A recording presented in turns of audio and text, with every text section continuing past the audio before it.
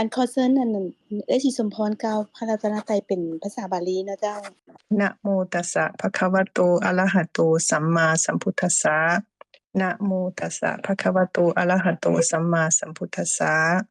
นะโมตัสสะภะคะวะโตอะระหะโตสัมมาสัมพุทธัสสะอะระหังสัมมาสัมพุทโธภะคะวา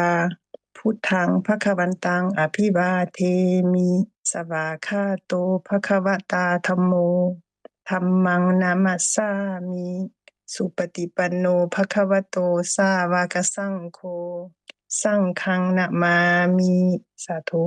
โดยสาธุขอบใจเอ้ยสิสมพรเจ้าอันนี้เอ้ยสิพายันกับพระรัตนตรัยเป็นภาษาลาวบ่เอ้ย โดยขออนุญาตขอน้อมกราบสัจธาตุของก่อนอื่นหมดขอน้อมกราบพระพุทธเจ้าทุกพระองค์น้อมกราบสัจธาตุของพี่ๆน้องๆหมดทุกคนเป็นกัลยาณมิตรทุกท่านในห้องมื้อนี้เนาะขน้อยขอกล่าวเป็นภาษาลาวขอนอบน้อมต่อพระพุทธเจ้าทุกพระองค์ซึ่งเป็นผู้ไกลจากกิเลสตรัสรู้ชอบด้วยโดยพระองค์เองขอนอบน้อมแด่พระพุทธเจ้าทุกพระองค์ซึ่งเป็นผู้ไกลจากกิเลสตรัสรู้ชอบด้วยโดยพระองค์เองขอนอบน้อมแด่พระพุทธเจ้าทุกพระองค์ซึ่งเป็นผู้ไกลจากกิเลสตรัสรู้ชอบด้วยโดยพระองค์เองพระผู้มีพระภาคเจ้าเป็นพระอรหันต์ดับไฟกิเลสไฟทุกข์สิ้นเชิงตรัสรู้ชอบด้วยโดยพระองค์เองข้าพเจ้าอภิวาทพระผู้มีพระภาคเจ้าผู้รู้ผู้ตื่นผู้เบิกบานพระธรรมเป็นธรรมที่พระผู้มีพระภาคเจ้าตรัสไว้ดีแล้วข้าพเจ้านมัสการพระธรรมพระสงฆ์สาวกของพระผู้มีพระภาคเจ้าปฏิบัติดีแล้วข้าพเจ้านอบน้อมพระสงฆ์สาธุสาธุสาธุขอบใจโดยขึ้นไมค์โดยสาธุสาธุขอบใจเอ้ยสิพาหลายๆเจ้ามื้อนี้เป็นการสนทนาธรรมตามกาลเนาะเป็นภาษาลาวมื้อนี้เป็นวันที่26เป็นวันอาทิตย์เจ้า 8:00 นปลายแล้วเป็น20:00 นเนาะภาษาลาวเอิ้นมีอันมื้อนี้เฮาก็มีเจตนามีเจตนาว่าอยากสนทนาธรรมเรื่องไปจิตสุดท้ายเฮานั่นน่ะคือทุกขณะนี้ก็เป็นจิตสุดท้ายแต่ว่ามื้อจากเขาจากสมมุติบัญญัติแท้ๆที่เฮาตายเนาะเขาจะสะสมตัวใดที่ว่าหลายกว่าหมู่ตัวนั้นจะออกมาแล้วจะพานำจิตเฮาไปสู่ภพใหม่แต่หากว่าอันนี้ตามมาคำสอนพระพุทธเจ้าที่อาจารย์เอามากล่าวแล้วเฮาได้พิจารณาเห็นว่าเป็นแบบนั้นนะถ้าหากว่าเฮาสะสมแล้วเฮาไตร่ตรองได้ถึงขนาดว่าให้ฮู้ว่าบ่มีเฮาแล้วตัวนั้นเฮาก็จะจิตเฮาก็จะบ่ไปสร้างภพสร้างชาติอีกถ้าว่าเฮาสะสมด้วยความเป็นเฮาเป็นเขาไปทางกุศลเฮาก็จะได้ไปพบภูมิใหม่ที่ดีขึ้นกับจิตสุดท้ายที่จิตที่เฮาสะสมมาที่ว่ามันคือคอกม้าคอกงัวที่ว่ามันก็จะอยู่ทางหน้าหมู่แล้วออกไปเนาะตามที่เฮาศึกษาคำของพระพุทธองค์มาถ้าเฮาสะสมหลายจิตที่เป็นกุศลก็จะพาเฮาไปกุศลไปภพภูมิที่ดีถ้าเฮาสะสมอกุศลจิตเฮาก็จะลงอบายตรงนั้นอันตรายหลายฉะนั้นเห็นว่าสำคัญล่ะคือเฮาจะได้พากันสะสมสิ่งที่เป็นกุศลแต่ว่าในสุดท้ายเฮาก็ต้องรู้ว่าสิ่งที่กุศลนั้นบ่แม่นเฮาเพื่อว่าจะบ่ได้ติดของในภพในชาติอีกแต่ตอนนี้เฮามาช่วยกันให้เข้าใจว่าอกุศลแม่นหยังและโทษภัยมันร้ายแรงส่ำใดนะถึงขนาดในนามสมมุติเฮานี่สิ่งที่เป็นอกุศลนี่ก็แม่นเป็นอุปสรรคหลายในการดำเนินชีวิตที่จะให้เฮาเฮามีเงินและมีความสุขในปัจจุบัน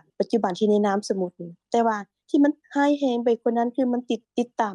ในจิตเฮาไปทุกภพทุกชาติในความจิตของเฮาแต่ถ้าเฮาสะสมได้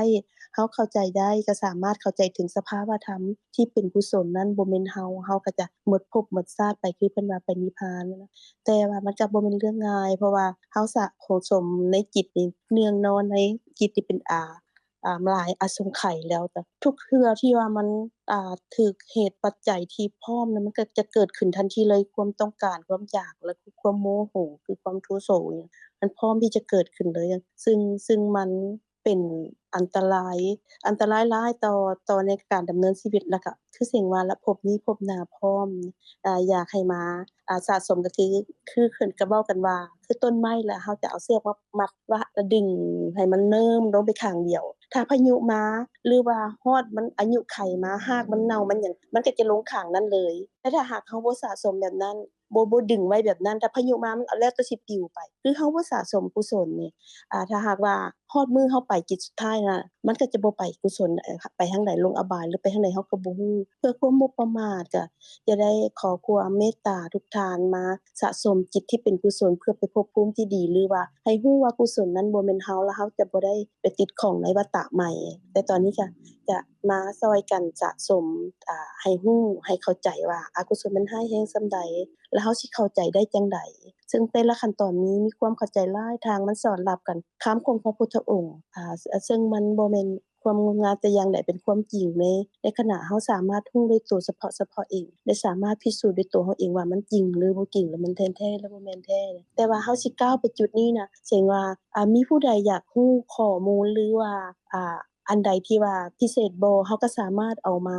รู้ก่อนได้แต่หลักๆในการสนทนาธรรมตามการจึงมีเจตนาอยากให้พากันมา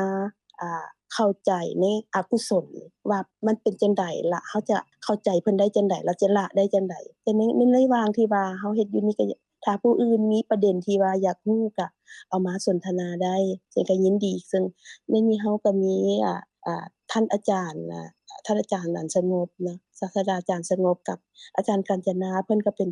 ผู้เชี่ยวชาญดังนี้ล่ะเพิ่นก็เป็นอาจารย์เพิ่นก็พร้อมที่จะให้ความรู้อาจารย์เฮาตรงนี้เนาะแล้วก็มีท่านอื่นที่มีความรู้คืออาจารย์อัคราเพิ่นก็เพิ่นก็รู้แต่ว่าเพิ่นในเมืองนี้เป็นภาษาลาวเพิ่นก็บ่ค่อยเว้าเพิ่นอยากให้เป็นภาษาลาวเฮาเว้ากันแล้วก็คือผู้อื่นทุกคนก็ได้ศึกษามาหลายแล้วซึ่งก็ขอความเมตตาทุกท่านที่ว่าให้มาช่วยกันสนทนาเพื่อให้เกิดแต่จิตนี้กายนี้กันเข้าใจให้เข้าใจนะบ่แม่นเพื่อผู้อื่นดอกเพื่อจิตนี้กายนี้ใจนี้ให้รู้ทุกขณะว่ามันเป็นประโยชน์ส่ำใดเวลาที่เฮายังอยู่นะแล้วก็คืออาจารย์คำพัดนี่เพิ่นก็เป็นผู้รู้เกี่ยวกับเป็นผู้ฉลาดที่ว่าสอนผู้สอนคนนะแต่ขอ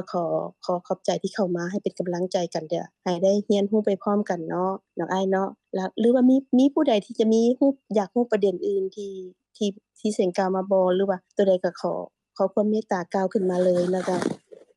ขอเชิญเด้อเจ้าคันบ่มีข้าน้อยก็ขออนุญาตได้เว้าถึงอันก่อนที่เข้ารายการนี่อันที่เพิ่นอาจารย์นางศรีสมพรเพิ่นเว้าถึงว่าในการแสดงธรรมก็คือสิอยู่แต่ในอันกำแพงวัดอันอยู่ในกับครูบาเท่านั้นเพิ่นจังสิอันเทศให้ฟังได้อันเทศนั่นก็แม่นอยู่เฮาไปวัดตั้งแต่เฮาเป็นเด็กน้อยมาเฮาก็มีแต่ครูบานั่นแหละเพิ่นเทศให้เฮาฟังเฮาก็เคยเข้าใจว่า คือสิแม่นอยู่ในวัดอย่างเดียวอันนี้ก็เป็นความเข้าใจ บัดทีนี้คันแม่นนั่นชาวบ้านที่เพิ่นเอิ้นว่าคฤหัสถ์นั่นน่ะเว้าธรรมะนี่สิแปลกๆว่ะเว้าได้บ่น้อก็มาสงสัยอยู่หม้องนี้ อันนี้ก็เป็นสิ่งที่สมมาพาควรที่สงสัยอยู่บัดทีนี้เฮาก็มาสนทนากันให้มันตกแตกเนาะว่าเป็นจังได๋ มีแต่ครูบาเท่านั้นบ่เพิ่นสิแสดงธรรมหรือว่าชาวบ้านทั่วๆไปก็แสดงธรรมได้อันนี้พระพุทธเจ้านี่เพิ่นตรัสรู้เพื่อประโยชน์แก่เทวดาและมนุษย์ทั้งหลายเด้เพื่อให้รู้แจ้งเห็นจริงให้บรรลุมรรคผลนิพพานดับทุกข์ทั้งในปัจจุบันทุกข์ที่เกิดจากความร้อนจากไฟที่เผาใจเฮาไฟคือโลภะคือความติดของความอยากได้ไฟคือโทสะความบ่พอใจบ่ถูกอกถูกใจเครียดแค้นไฟคือโมหะคือความหลงความบ่รู้ตามความเป็นจริงในสภาพที่เป็นจริงก็เผาใจ แล้วก็ทุกข์ในวัฏฏะคือทุกข์ในความเกิดความแก่และความตายพระพุทธเจ้าเพิ่นแสดงธรรมเพื่อที่จะดับทุกข์ก็คือให้ได้รับความสุขนั่นแหละความสุขในชีวิตประจำวันในโลกนี้ความสุขในโลกหน้าหลังจากที่เฮาตายไปแล้วอันเป็นกุศลโดยกุศลวิบากก็สินำไปสู่การเกิดในที่ดีเพิ่นว่าสุคติ เกิดเป็นมนุษย์แน่เกิดเป็นเทวดาใน6ชั้นใดชั้นหนึ่งแน่คันแม่นเฮาเข้าใจตามความเป็นจริงคือปัญญาเกิดอันนั้นก็นำไปสู่การดับทุกข์ในวัฏฏะคือดับความเกิดความแก่ความตายบ่เกิดบ่แก่บ่ตายอีกธรรมที่เฮ็ดให้บ่เกิดบ่แก่บ่ตายนั่นก็คือนิพพานคือการดับเหตุแห่งทุกข์คือดับกิเลสทั้งหลายทั้งปวงให้หมดนั่นแหละกิเลสทั้งหลายทั้งปวงนั่นก็มีเหตุมาจากอวิชชาคือความบ่ฮู้ดับอวิชชาหรือโมหะนั่นเบิดพืชเสื่อแห่งการเกิดพืชเสื่อแห่งความแก่ความตายมาจากการเกิดก็บ่มีก็เบิด ก็ดับอันนี้ก็เป็นสุขอย่างที่สุดถึงที่สุดแล้วคือสุขที่บ่เกิดบ่แก่บ่ตายแล้วเป็นอมตะ อันนี้พระพุทธเจ้าเพิ่นโปรดเทวดาและมนุษย์ทั้งหลายเด้บัดทีนี้คำว่าพระพุทธศาสนานี่พุทธะแปลว่าผู้รู้ผู้ตื่นผู้เบิกบานศาสนาแปลว่าคำสอนพระพุทธศาสนาก็คือคำสอนของพระพุทธเจ้าหรือว่าคำสอนที่เฮ็ดให้เราเกิดตื่นรู้จากความบ่รู้ก็คือดับเหตุแห่งทุกข์คืออวิชชาความบ่รู้ล่ะให้หมดไปตามลำดับจนดับในที่สุดแล้วก็บ่ต้องเกิดบ่ต้องแก่บ่ต้องตายอันนี้นี่คำสอนของพระพุทธเจ้าเพิ่นก็ประทานให้แก่พุทธบริษัท4เด้พุทธบริษัท4นี่เป็นศาสนทายาทเด้หมายความว่าเป็นผู้ที่สืบต่อคำสอนของเพิ่นพุทธบริษัท4ก็มีสมัยก่อนก็ครบทั้ง4คือภิกษุภิกษุณีอุบาสกอุบาสิกาเพิ่นบ่ได้มอบให้กับผู้ใดผู้หนึ่งเด้มอบให้ทั้งสู่อันส่วนนั่นแหละส่วนของพระภิกษุส่วนของพระภิกษุณีส่วนของอุบาสกอุบาสิกามอบให้โดยจังได๋มอบให้โดยการที่ ท่านทั้งหลายเหล่านี้นี่ก็ศึกษาเกิดความเข้าใจที่เกิดขึ้นที่เป็นปัญญานั่นน่ะเป็นการตื่นรู้เป็นความรู้ที่เกิดขึ้นตื่นจากความบ่รู้เป็นผู้เบิกบานจากการดับไฟก็เป็นความเย็นตื่นหยังตื่นจากการลับไหลในวัฏฏะคือความเกิดความแก่ความตายตื่นจากหยังตื่นจากการลับการไหลไปตามอำนาจของกิเลสคือโลภะโทสะโมหะอันนี้นี่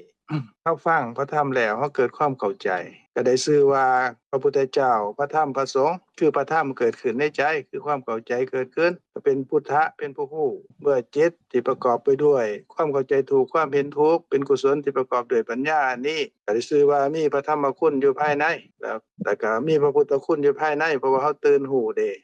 แล้วก็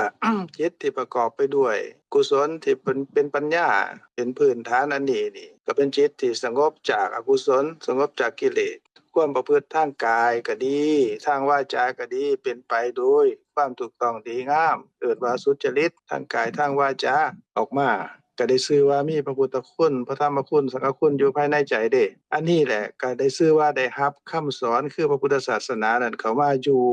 ทางกายทางวาจาเนื่องจากใจเฮานั้นตื่นรู้เบิกบานก็ได้ชื่อว่าเป็นผู้ได้รับมรดกก็ได้เป็นศาสนาทายาทจากนั้นมานี่ก็เอาเข้าใจจังซั่นแล้วเห็นความสุขที่เกิดขึ้นจากการดับความร้อนของไฟคือราคะโทสะโมหะได้กับซอยผู้อื่นเด้ซอยผู้อื่นให้เขาเข้าใจในส่วนที่เป็นความเย็นคือความสุขในชีวิตประจำวันในโลกนี้ความสุขที่เฮาสิได้ในโลกหน้าหลังจากตายแล้วความสุขที่ดับไฟคือกิเลสเพิ่นเอิ้นว่านิพพานให้แก่ผู้อื่นต่อๆไปคันเป็นจังซี่แล้วนี่เฮาก็สรุปได้ว่าคำสอนของพระพุทธเจ้าเป็นผู้ใดเข้าใจความเข้าใจที่เกิดขึ้นเป็นพระธรรมคุณเข้าใจแล้วก็ตื่นจากความบ่เข้าใจดับความบ่เข้าใจได้ก็ชื่อว่าเป็นพุทธะผู้รู้ผู้ตื่นผู้เบิกบานปฏิบัติดีปฏิบัติชอบจากจิตใจที่ประกอบด้วยกุศลที่ดีงามนั่นในความเย็นนั่นก็เป็นสุจริตในส่วนที่เฮาเว้ามานี่เฮาก็ได้เผยแพร่กับผู้อื่นก็เข้าใจนะเพิ่นบ่ได้มอบให้กับพระอย่างเดียวเด้เพิ่นก็มอบให้ซุคนนั่นแหละโดยสรุปโดยโฮมเข้ามาก็คือว่าให้กับผู้นับถือคำว่านับถือก็คือผู้ที่ได้เข้าใจพระธรรมแล้วมีพระพุทธเจ้าพระธรรมพระสงฆ์อยู่ในใจแล้วอยู่กายอยู่วาจาอยู่ใจแล้ว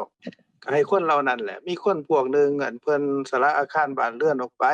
เพ็ดตามคำสอนของพระพุทธเจ้าโดยที่ประพฤติ การออกบวชก็ประพฤติตามพระวินัยเพิ่นก็มีบริขาร8อย่างก็มีอยู่ส่วนที่อยู่ส่วนเพิ่นก็ว่าเป็นวัดโฮมก็อยู่หม้องนั้นเอิ้นว่าภิกษุคันผู้หญิงก็ออกบวชเอิ้นว่าอันภิกษุณีคันผู้บ่บวชก็เป็นอุบาสกเป็นอุบาสิกาผู้ชายผู้หญิงอันนี้ก็น้อยเว้ามานี่ก็หมายความว่าพระพุทธศาสนานั้นนี่ผู้ที่เข้าใจแล้วนั่นได้ชื่อว่าเป็นศาสนาทายาทคันเข้าใจแล้วแสดงออกมานั่นเพิ่นก็บ่ได้ห้ามว่าพระเท่านั้นเด้อหรือว่าโยมเท่านั้นเด้อหรือว่าอุบาสกที่เป็นโยมผู้ชายอุบาสิกาเป็นโยมผู้หญิงเท่านั้นเด้อหรือว่าห้ามว่ามีตั้งแต่พระเท่านั้นเด้อเว้าได้โยมผู้หญิงผู้ชายเว้าบ่ได้เด้อบ่แม่นแนวนั้นอันพระพุทธเจ้านั่นเพิ่นเป็นธรรมราชาเด้ก็หมายความว่าเพิ่นเป็นผู้ยิ่งใหญ่เป็นเจ้าแห่งความรู้เป็นครูเป็นศาสดาของเทวดาและมนุษย์ทั้งหลายเด้เป็นผู้ยิ่งใหญ่ในเหนือมนุษย์โลกเทวโลกและพรหมโลกเด้ เพิ่นว่าเป็นธรรมราชาเป็นผู้ที่ตรัสรู้ธรรมแล้วก็แสดงธรรมบัดที่นี้แม่นหมู่เฮาเจ้าข่อยเด้บัดหมู่เฮาเจ้าข่อยนี่บ่แม่นเจ้าของคำสอนบ่แม่นผู้ที่ตรัสรู้แจ้งด้วยตนเองเด้เป็นผู้ที่ฟังเอิ้นว่าสาวกสาวกะแปลว่าผู้ฟังแล้วมีความเข้าใจแล้วนี่เฮาเข้าใจเผยแผ่ในตัวเฮาเองแล้วคือเฮาเข้าใจก่อนจากนั้นเฮาก็เผยแผ่ต่อคนอื่นเผยแผ่ต่อคนอื่นอันมีอุปมาจังได๋มีอุปมาก็ส่ำว่าผู้นำพระราชสารของพระราชานะพระราชาเพิ่นมีพระดำรัสมีคำสั่งแล้วก็เฮาเป็นผู้นำไปเด้พระราชานี่ก็คือพระพุทธเจ้าเอิ้นว่าพระธรรมราชาเฮาเป็นผู้นำไปนำสารของพระราชาไปเด้นำไปแล้วก็ไปอ่านให้คนฟังตัวอ่านให้คนฟังแล้วนี่เรื่องความอยู่ในพระราชสารนั่นคือพระธรรมนั่นน่ะอันบ่เป็นของคนที่นำไปเด้เป็นของพระพุทธเจ้าผู้เป็นธรรมราชาเฮาเป็นผู้นำไปแล้วก็เป็นผู้สื่อสารไปคือว่าไปรษณีย์ว่าซั่นเถาะนำไปแล้วก็เป็นผู้ไปอ่านให้เขาฟังอ่านฟังแล้วนี่ผู้อ่านก็บ่แม่นเจ้าของก็ผู้ฟังก็ฟังให้เข้าใจว่าพระพุทธเจ้าเพิ่นในสารนั้นเพิ่นว่าจังได๋สิเป็นภิกษุก็ตามภิกษุณีก็ตามอุบาสกอุบาสิกาก็ตามก็เป็นผู้ที่นำสารไปเด้เป็นไปรษณีย์นำไปแล้วไปอ่านให้เขาฟังอันนี้ก็บ่ได้จำกัดจำเคียว่าต้องเป็นผู้ใดขอให้เข้าใจขอให้อ่านออกในการอ่านสารของพระราชานั่นก็ท่านนั้นเป็นผู้ที่แตกสารผู้สามารถที่อ่านได้อย่างดีก็สละสลวยผู้ฟังก็ฟังก็ได้เข้าใจได้ฮู้ความก็ได้คำยกย่องว่าเพิ่นนี่อ่านดีเนาะเพิ่นนี่อ่านเข้าใจได้หรือว่าอ่านพอฮู้ความพอใช้ได้ก็ก็จับเอาใจความหรือว่าอ่านก็พอจับใจความได้หน่อยนึงก็ยังดีในส่วนเหล่านี้ตกลงว่าพระธรรมคำสอนของพระพุทธเจ้านั่นน่ะผู้ใดก็ตามที่เข้าใจแล้วก็นำไปเผยแผ่ไปแสดงได้บ่ได้จำกัดวงว่าผู้ใดผู้หนึ่งแต่ว่าทุกๆคนนั่นแหละเพราะว่าผู้ที่นำไปนั้นบ่แม่นเจ้าของธรรมะแล้วก็บ่แม่นสารคือธรรมะของพระพุทธเจ้าที่เพิ่นประทานไว้เป็นเพียงผู้อ่านเท่านั้นก็ประโยชน์ก็อย่างหลายก็ได้แค่การเคารพนับถือหรือว่าเขาให้ข้าวให้น้ำนั่นนี่เท่านั้นแหละแต่ว่าผู้ที่ฟังเข้าใจเนื้อความพิจารณาไตร่ตรองก็สิได้ประโยชน์ได้ปฏิบัติตามในสิ่งที่เพิ่นประทานไว้ว่าเป็นความสุขในชีวิตประจำวันในโลกนี้ในโลกหน้าแล้วก็ความสุขสูงสุดคือดับไฟในวัฏฏะได้อันนี้ก็คืออันตอบคำสงสัยทานนางศรีสมพรว่าสิเป็นผู้ใดมีครูบาเท่านั้นบ่ก็ได้สู่คนผู้ใดเข้าใจแล้วก็นำไปเผยแพร่เป็นการนำสารของพระราชาไปแล้วไปอ่านสารพระราชาให้เขาเข้าใจให้เขาฟังเท่านั้นเองบ่ได้จำกัดเด้ในสมัยพุทธเจ้ามีบ่ชาวบ้านที่เป็นอุบาสกอุบาสิกาหรือว่าโยมผู้หญิงโยมผู้ชายเพิ่นแสดงธรรมในสมัยนั้นสมัยพุทธกาลก็มีไทบ้านที่เป็นผู้ชายนี่เพิ่นว่าอุบาสกเพิ่นชื่อว่าจิตตคหบดีอันนี้เพิ่นเป็นผู้ได้รับเอตทัคคะในการแสดงธรรมเด้เพิ่นก็แสดงธรรมคือพวกเฮานี่แหละพวกเฮานี่ก็ตามแนวเพิ่นนั่นแหละบัดทีนี้ผู้หญิงก็มีทานนางคุสุตราอุบาสิกาอันนี้เพิ่นก็เป็นผู้แสดงธรรมเด้เพิ่นแตกฉานในธรรมมาคนฟังธรรมะของนางคุสุตราที่เพิ่นนำไปแสดงนี่ก็บรรลุพระโสดาบันก็มีพระสกทาคามีก็มีพระอนาคามีก็มีอันนี้เป็นสมัยพุทธกาลอันน้อยก็เว้าให้ฟังเพื่อที่ได้เกิดความสบายใจว่าโอ้สิฟังแต่ครูบาเท่านั้นบ่ฟังได้ทุกคนขอให้เป็นธรรมะที่พระพุทธเจ้าแสดงแล้วก็นำมาให้ถูกต้องอ่านให้ถูกก็แล้วกันเป็นประโยชน์ทั้งหลายทั้งปวงก็ประมาณนี้ ในส่วนนี้แม่นมีผู้ใดสิท่านใดสิซักถามเพิ่มเติมก็ถามได้เด้อเอาตัวนี้สักก่อนก็ได้ต่อไปก็จังว่ากันไปอีกเอาเชิญโดยขอบใจท่านอาจารย์หลายๆมีผู้ใดมีประเด็นอยากถามบ่หรืออยากรู้ประเด็นใดพิเศษบ่เจ้าถ้าบ่มีจังอยากขอความกรุณาให้ญาติพี่น้องเฮาในกลุ่มมาสนทนาว่าเฮ็ดจังได๋เฮาจะเข้าใจจิตเฮาที่ว่ามันเกิดอกุศลได้ตลอดเวลาเฮาจะเข้าใจได้จังได๋จะบ่ให้อกุศลที่มันเกิดขึ้นสิเบิ่งไปมุมใดเพื่อให้เฮามีสติแล้วก็สมาธิที่จะรู้ทันกิเลสรู้ทันอกุศลที่ว่ามันเป็นโทษร้ายแรงในการดำเนินชีวิตภพนี้แล้วก็ภพหน้ามีผู้ใดอยากสนทนาบ่ที่จะให้เข้าใจจุดนี้นะเจ้าขอความเมตตาผู้ใดก็ได้เจ้า ก่อนที่จะให้อาจารย์เพิ่นซอยจุดนี้เนาะขอผู้อื่นเอื้อยๆพี่ๆน้องๆนะน้องพวกได้เดินทางแม่นบ่เอื้อยแม่เฮาเด้เป็นจั่งใดเอื้อยสิสมพรไผเด้เจ้าว่าจั่งใดจ้ะ โดยขออนุญาตโดยขอน้อมกราบพี่ๆน้องๆหมดทุกคนขาน้อยขอมีคำหนึ่งเล็กๆน้อยๆเนาะขาน้อยก็บ่แม่นผู้ที่ว่าที่ศึกษาอันประกันไตรปิฎกลึกซึ้งพอเพียงใดหั้นนะมีก็เป็นแต่เป็นผู้ที่เคยเข้าวัดเข้าวาจนแก่ชราถึงขั้นนี้นี่แหละ โดยแต่ว่าหลังจิตเนาะจิตเฮามันเอิ้นว่าเฮาเกิดมาในโลกนี้นะขาน้อยเข้าใจว่าจิตนี่เป็นตัวการนี่แหละเอิ้นว่าทุกสิ่งทุกอย่างมันเกิดจากจิตเบิดทุกอย่างจิตเป็นนายกายเป็นบ่าวถ้าบ่มีจิตร่างกายเฮาก็เฮ็ดเวียกหยังบ่ได้เพราะเหตุนั้นแล้วพระพุทธเจ้าเพิ่นอุบัติขึ้นเพื่อเหตุใดเพิ่นมาตัดปัญหาเรื่องเกิดแก่เจ็บตายเพิ่นย้อนความบ่รู้ของเพิ่นก็มาเกิดมาแล้วเพิ่นอยากไปศึกษาอบรมหลายอาจารย์เพื่อว่าอยากเฮ็ดให้ชาวโลกที่ความเกิดแก่เจ็บตายนี้มันลดลงบ่อยากให้มันมีอีกเพราะว่ามันทุกข์มันเกิดมาแล้วมันทุกข์เพิ่นจึงได้ศึกษาเอาร่างกายของเพิ่นนั้นไปปฏิบัติจนว่าเพิ่นนั้นล้มหนังยังแต่หนังหุ้มกระดูกแบบว่าทองจนว่าติดกับสันหลังคือเฮาเห็นรูปเฮาเคยไปอินเดียเฮาเห็นเนาะอันนี้เพิ่นย้อนว่าเพิ่นความบ่รู้ของเพิ่นไปศึกษาอบรมเพิ่นหลายอาจารย์เอาแต่ผู้สิเว้าแล้วเพิ่นก็ศึกษาด้วยตัวเองบัดสุดท้ายแล้วเพิ่นได้เข้าใจแจ่มแจ้งว่าทุกสิ่งทุกอย่างมันอยู่ที่การกระทำอยู่ที่จิตของเฮานี่แหละเป็นบ่งบอกจิตเป็นนายกายเป็นบ่าวค่ะน้อยศึกษามาข้าน้อยก็รู้สึกว่ามันโปร่งโล่งเบาสบายเมื่อรู้แจ่มแจ้งว่าจิตของเฮานี้เป็นต้นกำเนิดเกิดทุกสรรพสิ่งของเฮาแม่นเกิดจากจิตหมดผู้ใดสิเรียนสูงส่ำใดถ้าบ่รู้เรื่องจิตนี้ก็ถือว่าเฮาบ่รอดหั้นนะถึงว่าเฮาสิเว้าอันนี้บ่แม่นข้าน้อยว่าอันประมาทญาติพกเรื่องเรียนทางโลกเนาะอันนี้มันทางธรรมอะนะทางธรรมนี่หมายว่าคันเฮาบ่รู้เรื่องจิตนี่เฮาก็บ่หลุดพ้นได้เฮาสิเรียนสูงปานใดทางโลกปานใดก็ตามเฮาก็ยังเวียนว่ายตายเกิดอยู่หั่นบ่แม่นว่าผู้เป็นราชาแล้วเป็นเจ้าเป็นนายเป็นนายพลนายเอกนายล้านส่ำใดก็อย่าแต่ว่าคันว่าเฮาบ่รู้แท้ๆเฮาเกิดมาจากไสแล้วเฮาสิไปไสปัจจุบันนี้เฮาต้องรู้ว่าเฮาเกิดมาจากหยังแล้วเฮาสิไปไสเฮายังสิอยากเวียนว่ายตายเกิดอยู่นี่บ่เฮาเข้าใจว่าพี่ๆน้องๆหมดทุกคนในห้องนี้เพราะว่าอยากพ้นทุกข์เฮาจังค่อยมาเจอกันอยู่นี่มันบ่แม่นเหตุบังเอิญเด้อันนี้มันเป็นแบบว่ามันพวกเฮาได้สะสมบุญบารมีมาหลายภพหลายชาติพวกเฮาจังมาเจอกันอยู่บนหน้าจอนี้ถึงว่าจะเฮาพี่น้องจะอยู่ต่างประเทศหรือว่าอยู่ลาวอยู่ไทยก็แล้วแต่เพราะว่าความใฝ่ฝันของเฮาอยากพ้นทุกข์เฮาจะมาเจอกันอยู่นี่แล้วขาน้อยหั้นน่ะอายุก็เกือบ70แล้วเนาะมา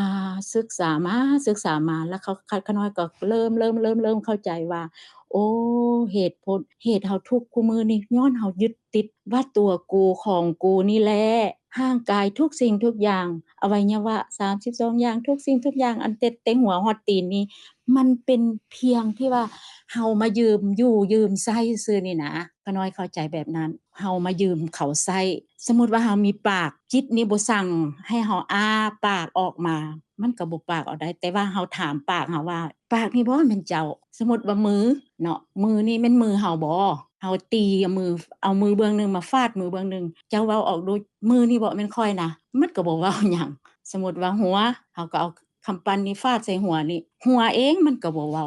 สมองทุกสิ่งทุกอย่างอวัยวะทุกสิ่งทุกอย่างนี่มันเป็นสิ่งประกอบเป็นกายะอินทรีย์เพื่อประกอบเป็นสิ่งอันใดอันหนึ่งแต่ว่าถ้าบ่มีจิตบ่งบอกออกมาเพื่อจะเรียนรู้ได้อันนั้นมันก็บ่แสดงออกความหมายความสำคัญของมันข้าน้อยละเข้าใจแบบนั้นเพราะเหตุนั้นพระพุทธพระธรรมพระสงฆ์มันบ่แม่นอยู่นำวัดอยู่นำวาอีกแล้วเพราะว่ามันอยู่ในกายสังขารของเฮานี่ผู้รู้ผู้ตื่นเบิกบานก็อยู่ในจิตของเฮานี่ทุกมื้อนี้คันถ้าเฮาบ่ศึกษาลึกซึ้งเฮาสิไปเอากายปฏิบัติบ่หรือว่าไปฟังครูบาอาจารย์หลายครูบาอาจารย์ที่เพิ่นเว้าเพิ่นอธิบายผ่านมาบางคนก็เข้าใจแบบนึงบางคนก็เข้าใจแบบนึงแต่ว่าสำหรับข้าน้อยแล้วนะมาศึกษาลึกซึ้งถึงทองเนื้อแท้แม่นเข้าใจแจ่มแจ้งผ่านมานี่ก็ย้อนเรื่องจิตต้นเหตุก็แม่นจิตสมมุติว่าร่างกายของเฮา มันล้มป่วยไปถ้าบ่มีจิตรับรู้ได้มันอาศัยกันนี่นะข้าน้อยเข้าใจว่ามันอาศัยกันถ้าว่าร่างกายของเฮานี่ล้มป่วยลงถ้าเฮาก็เบิ่งว่าทุกอาการมันบ่แม่นของเฮาเด้นี่เนาะตั้งแต่น้อยถึงใหญ่มันก็แก่ชราไปทุกวันทุกวินาทีมันแก่ไปแก่โตแก่ไปแล้วมันเสื่อมไปตามกาลเวลาของเฮาถ้าเฮาไปยึดมั่นถือมั่นเฮาก็เป็นทุกข์ในทุกขณะนั้นมีแต่เพียงเฮารู้ว่าทุกสิ่งทุกอย่างเกิดขึ้นอาการเฮาเกิดขึ้นความคิดนึกอารมณ์ทุกอย่างมันเป็นเพียงอาการและก็บ่แม่นเฮาบ่แม่นของเฮามันเป็นเพียงอาการซื่อๆและเฮารู้ด้วยเหตุผลแบบนี้แล้วเฮาจะพ้นทุกข์ได้แน่นอนเฮาจะบ่ได้เวียนว่ายกายเกิดจิตสุดท้ายของเฮาบ่งบอกถึงหยังสมมุติว่าเฮาล้มป่วยลงปึ๊บเนาะข้าน้อยอยากศึกษาแบบนี้ข้าน้อยก็ได้อ่านหลายเอิ้นว่าอันศึกษาเรื่องจิตนี่แหละแบบว่าสมมุติเฮาล้มป่วยไปเฮาก็เบิ่งว่าทุกร่างกายอวัยวะมันจะเป็นแบบใดมันจะม้อยลงส่ำใดแล้วแต่ตีนฮอดหัวพุ่นแหละสมมุติว่าเฮาเจ็บตีนว่าสิซะเฮาว่าไปกินยาหลวงมาใส่บ่หรือกินอีสังมาใส่ทุกอย่างเฮาจะไปหาหมอ หาหมอแบบว่าทันสมัยปานใดก็แล้วแต่ถ้าว่าร่างกายของเฮามันเสื่อมสภาพแล้วหั่นน่ะเฮาสิไปปัวเฮาสิไปตัดขาออกมันก็ยังเป็นอันนั้นมันก็เป็นตามธรรมชาติของมันเฮาจะต้องยอมรับว่าทุกสิ่งทุกอย่างมันเสื่อมไปตามกาลเวลาของเฮาถ้าเฮาไปยึดมั่นว่าตีนกูขากูหรือว่านอกจากนั้นแล้วเป็นเมียกูผัวกูเป็นลูกกูอายกูเป็นญาติพี่น้องของกูเป็นพ่อแม่ของกูอันใดก็เป็นตัวกูหมดหมายว่าเฮายังยึดมั่นถือมั่นในอาการนั้นหมายว่าเฮาอกุศลเฮามันเกิดได้ทุกเวลาเฮาให้ค่าจังซั้นจังซี่หั่นหมายว่าเฮาความทุกข์หั่นจะบ่มีเหิดหายจากจิตของเฮาจักเทื่อแต่เมื่อที่เฮาเข้ามาในตัวของเฮาเองว่าทุกสิ่งทุกอย่างมันเป็นตามธรรมชาติของมันปล่อยให้มันไปธรรมชาติมีแต่เฮารู้สึกสมมุติว่ากรณีเว้าอธิบายแบบง่ายๆสมมุติว่าเฮาอยากกินตำบักหุ่งว่าซั่นจ้ะเฮาอยากกินตำบักหุ่งจิตนี่เฮา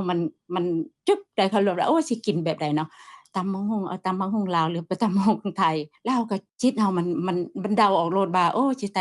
ใส่อันปลาแดกหรือว่าปลาร้าเนาะหรือว่าสิใส่มะกอกบ่อันนี้จิตเฮามันบ่งบอกปึ๊บๆๆๆๆไปโลดน่ะมันนั้นเฮารู้ถึงทางทันจิตของเฮาแล้วหมายความว่าเฮารู้แล้วเฮาบ่ปรุงแต่งต่อหรือว่าเฮาอยากปรุงก็ไปยาวๆไปหั่นหมายว่าเฮารู้ทันความนึกคิดอารมณ์ของเฮาเฮารู้สึกว่าเฮาความนึกคิดอารมณ์ของเฮานี่มันแก่ยาวไปทางใดและอันใดที่สมควรที่จะแก้ปรับปรุงไปเรื่อยๆอันใดที่เฮาจะหยุดเฮารู้สึกอย่างนั้นอันนี้มันเป็นธรรมชาติเกิดได้ทุกเมื่อทุกเวลานาทีอันนี้เป็นธรรมะที่เกิดขึ้นอยู่ในตัวของเฮาแล้วเฮาสิสมควรบ่ที่ว่าเอาร่างกายของเฮาไปปฏิบัติธรรมไปรับหูรับตาบ่เดี๋ยวนี้มันยุคสมัยใหม่แล้วหั่นน่ะก็น้อยเข้าใจว่าซั่นมันเป็นยุคสมัยใหม่แล้วมันเฮาสามารถศึกษาอยู่ในหน้าจอโทรศัพท์นี้ได้ทุกเวลานาทีเพราะว่าครูบาอาจารย์ผู้เพิ่นเก่งมีเพิ่นเอิ้นว่าเป็นศาสดามาเอิ้นว่าผู้นำทางเอิ้นว่าโลกนี่แหละไปเพิ่นก็สืบต่อจากพระเอิ้นว่าพระพุทธเจ้าของเฮาเนาะถึงว่าเพิ่นจะร่างกายของเพิ่นจะนิพพานไปแล้วแต่ว่าคำสอนของเพิ่นก็ยังมั่นคงแต่ว่าคันผู้บ่ศึกษาลึกซึ้งแท้ๆเฮาก็ยังรู้แต่เผินๆอยู่แล้วเฮาก็ยังสิเวียนว่ายตายเกิดแต่ว่าเฮารู้เข้าใจแจ่มแจ้งว่าทุกสิ่งทุกอย่างมันเป็นเพียงธรรมชาติอาการเกิดขึ้นคือทุกสิ่งทุกอย่างบ่ว่าแต่น้อยหาใหญ่ข้าน้อยเข้าใจแบบนี้และข้าน้อยว่ามัน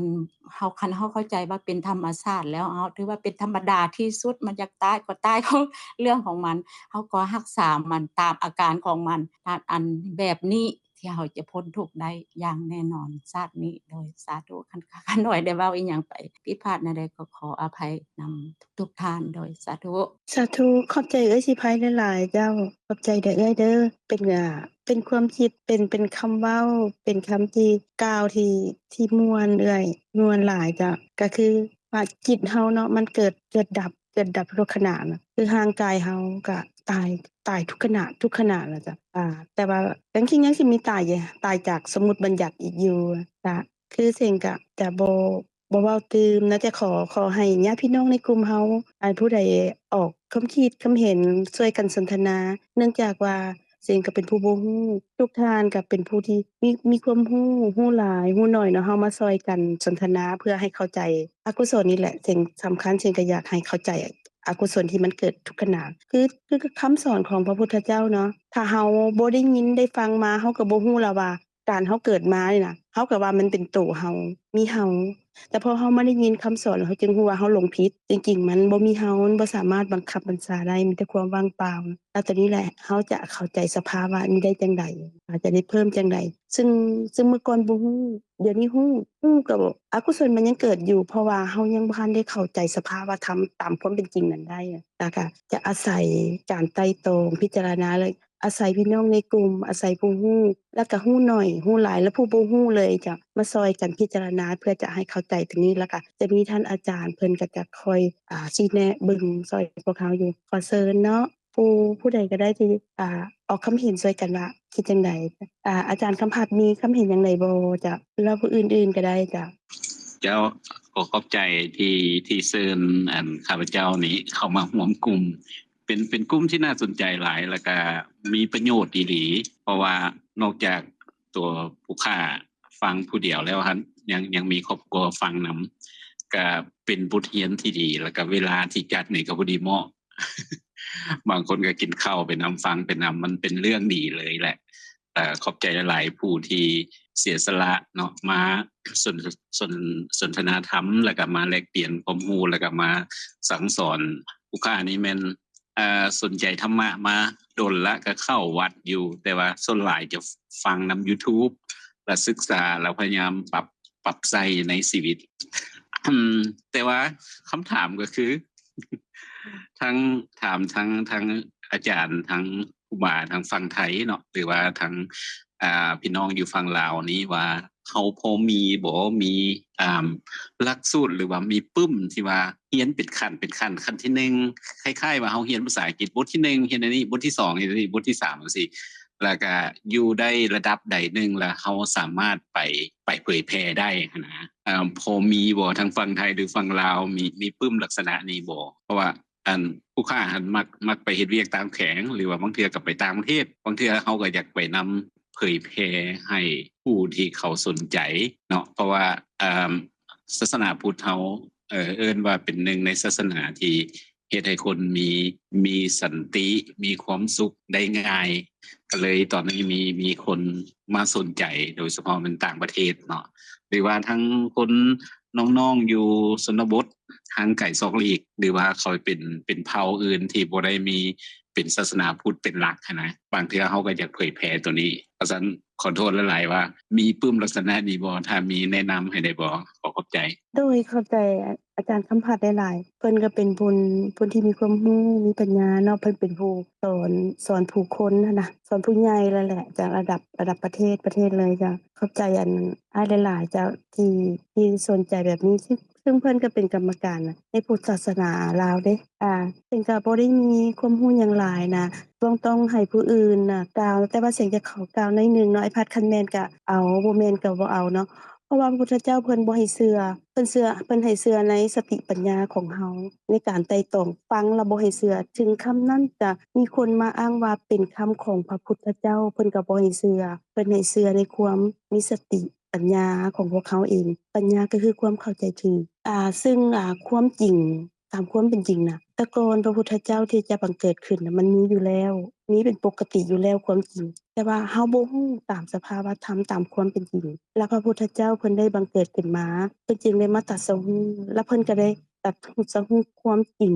ตามความเป็นจริงน่ะที่บ่หลงผิดคือเฮานี่หลงผิดเฮาเกิดมาแล้วเฮาเกิดมาแล้วมีพ่อมีแม่เฮา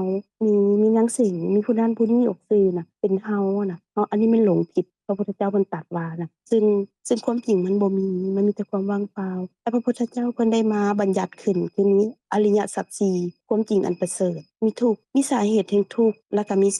สาเหตุแห่งทุกข์แล้วก็มีสมุทัยน่ะสาเหตุแห่งทุกข์แต่มีนิโรธแห่งการแห่งเกิดดับทุกข์แล้วก็มีมรรค8นี้ก็มันก็ ก็สิอธิบายก็อยากยาวเด้อ้ายอันนี้มีเส้นทางมีสัมมาสมัตมีสัมมาทิฏฐิคือมีความที่ว่าเห็นถูกหั้นน่ะเป็นมรรค8ของให้อาจารย์อธิบายละเอียดซึ่งบ่แม่นว่าเฮาการดำเนินชีวิตเฮาจะมีจะไปเดินที่1ทางที่1มรรคเป็นหนทางนี่เนาะเดินหนทางที่1หนทางที่2บ่แม่นซึ่งทุกขณะมันเกิดทุกขณะทั้งมรรค8นั่นน่ะถ้าเฮาเดินถูกนะในคำสอนของพระพุทธเจ้าเพิ่นจะมีบอกหมดรายละเอียดบอกหมดว่าเป็นแนวใดการที่ว่าระดับนี่ก็มันจะมีพระโสดาบันอริยบุคคลนั่นน่ะแล้วก็มีสกทาคามีแล้วก็อนาคามีแล้วก็มีพระอรหันต์ซึ่งถ้าหากว่าเส้นทางอันประเสริฐนี่นะอริยสัจ4น่ะยังมีอยู่และจะมีพระอรหันต์แน่นอนจะมีการที่ว่าบ่เกิดบ่มีการเกิดบ่มีการมาหลงในวัฏฏะอีกนะที่เสียงฟังมานี่คำสอนของพระพุทธเจ้านี่แม่นอริยสัจ4แต่เพิ่นมาบัญญัติให้เฮาเข้าใจถ้าเฮาศึกษาก็ต้องศึกษาสิ่งที่มีจริงตามความเป็นจริงนี่แหละให้ฮู้ว่าแต่ในความที่ว่าเฮาหลงผิดมาตั้งแต่หลายอสงไขยหลายแต่ที่ว่าสะสมมาจนได้มาติดของจนได้มาเกิดนี่นะซึ่งมันก็มีหนทางอยู่คือฟังและมาไต่ตองเฮาจึงจะเข้าใจสภาวะนั้นได้ซึ่งมีความจำเป็นหลายเป็นมีความกล้าหาญที่ว่าเข้าใจแน่นอนเฮาจะบ่หวังว่าที่จะบ่เข้าใจมันเข้าใจได้แน่นอนเพราะว่าคือพระอรหันต์นี่นะก็มาจากปุถุชนที่บ่ได้สดับเริ่มจากก็คือบัวนะทุกบัวที่เกิดหน้าน้ำน่ะมาจากบัวที่ใต้ต้มหมดทุกคนสามารถบรรลุธรรมทุกคนสามารถเข้าใจได้หมดแต่เฮาต้องได้ศึกษาได้ฟังแล้วมาไต่ตองให้เกิดความเข้าใจถูกแล้วก็ปัญญาคือด้วยตัวเฮาเองหลักฐานทุกสิ่งทุกอย่างแม่นสติปัญญาของเฮาเองสามารถรู้ได้เฉพาะเฮาเลยว่านี่มันความจริงนี่มันสิ่งที่มีจริงตามความเป็นจริงแต่เฮาต้องได้ฟังก่อนแล้วพระพุทธเจ้าอยากให้เฮารู้หยังแล้วเพิ่นสอนหยังแล้วก็ฟังมาไต่ตองด้วยตัวเฮาเองซึ่งเวลายังบ่หลายมันสำคัญหลายในการไต่ตองฟังก่อนแต่ว่าอริยสัจ4นะที่เซนเข้าใจมานะเซนก็สิอธิบายอ้ายแบบนี้แต่ว่าอ้ายเป็นผู้มีปัญญาเป็นผู้มีความรู้เซนนับถือได้ว่าอ้ายก็เป็นผู้สอนคนเนาะแล้วก็อ้ายก็สนใจในพุทธศาสนาและอาจารย์นี่ก็ได้พาอ้ายมาศึกษาละเอียดตัวนี้นะเซนก็หวังเป็นอย่างยิ่งว่าเซนสิได้ความรู้นำอ้ายเพราะว่าอ้ายเป็นผู้รู้อ้ายได้มาได้ฟังอริยสัจ4ละเอียดอ้ายก็จะสอนเซนได้ว่าตรงนี้เป็นจังซี่เด้อตัวนี้เป็นจังซี่เด้อนะเซนก็อยากให้มาซอยเซนให้เข้าใจเพิ่มอีกเด้อเพราะว่าเซนรู้ว่าอริยสัจ4ความจริงอันประเสริฐนี่แหละก็คือทุกข์เป็นหยังคือเฮาจึงมีทุกข์มันมีสาเหตุเป็นหยังบ่เว้าสาเหตุก่อนเพราะว่าทุกคนเฮาบ่รู้เรื่องสาเหตุก่อนเฮารู้ทุกข์ก่อนเฮารู้ทุกข์แหละมันมีสาเหตุมันจึงทุกข์แต่ว่าคนเฮาบ่รู้สาเหตุรู้แต่ทุกข์เกิดบัดเดียวโลดจึงรู้แต่มันมีสาเหตุแล้วมันมีทุกข์แล้วมีเหตุแห่งทุกข์และการเดินมรรคมี8อย่างที่พระพุทธเจ้าเพิ่นเอามาเว้าไว้แต่เซนก็รู้อยู่แต่ว่ายาวเลยอ้ายต้องเป็นให้ผู้อื่นเว้านำแล้วก็ผู้อื่นก็น่าจะเข้าใจย่อๆแล้วละเอียดให้อ้ายได้แต่ช่วงนี้ก็ยาวแล้วเวลาเฮาก็อยากให้ผู้อื่นเว้านำเซนก็เว้าบ่ทันหมดอ้ายก็ยังมีหลายอยู่ซึ่งรู้สึกเป็นผู้รู้น้อยแล้ว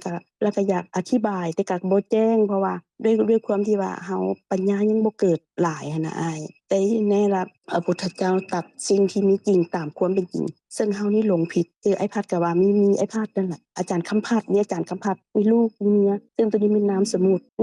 เนี่ยอยู่ในนามสมมุติที่ซึ่งมันมีสิ่งที่มีจริงตามความเป็นจริงนั้นคือความว่างเปล่าบ่มีไอ้พัดบ่มีอาจารย์คำพัดบ่มีน้องเสงบ่มีทุกคนในนี่แหละความเป็นสิ่งที่มีจริงตามความเป็นจริงแต่ว่าที่มีอยู่นี่เป็นนามสมมุติซึ่งเฮาบ่สามารถบังคับบัญชาได้ให้นามสมมุตินี้ตลอดซึ่งทุกมื้อนี้เฮาก็ตายทุกข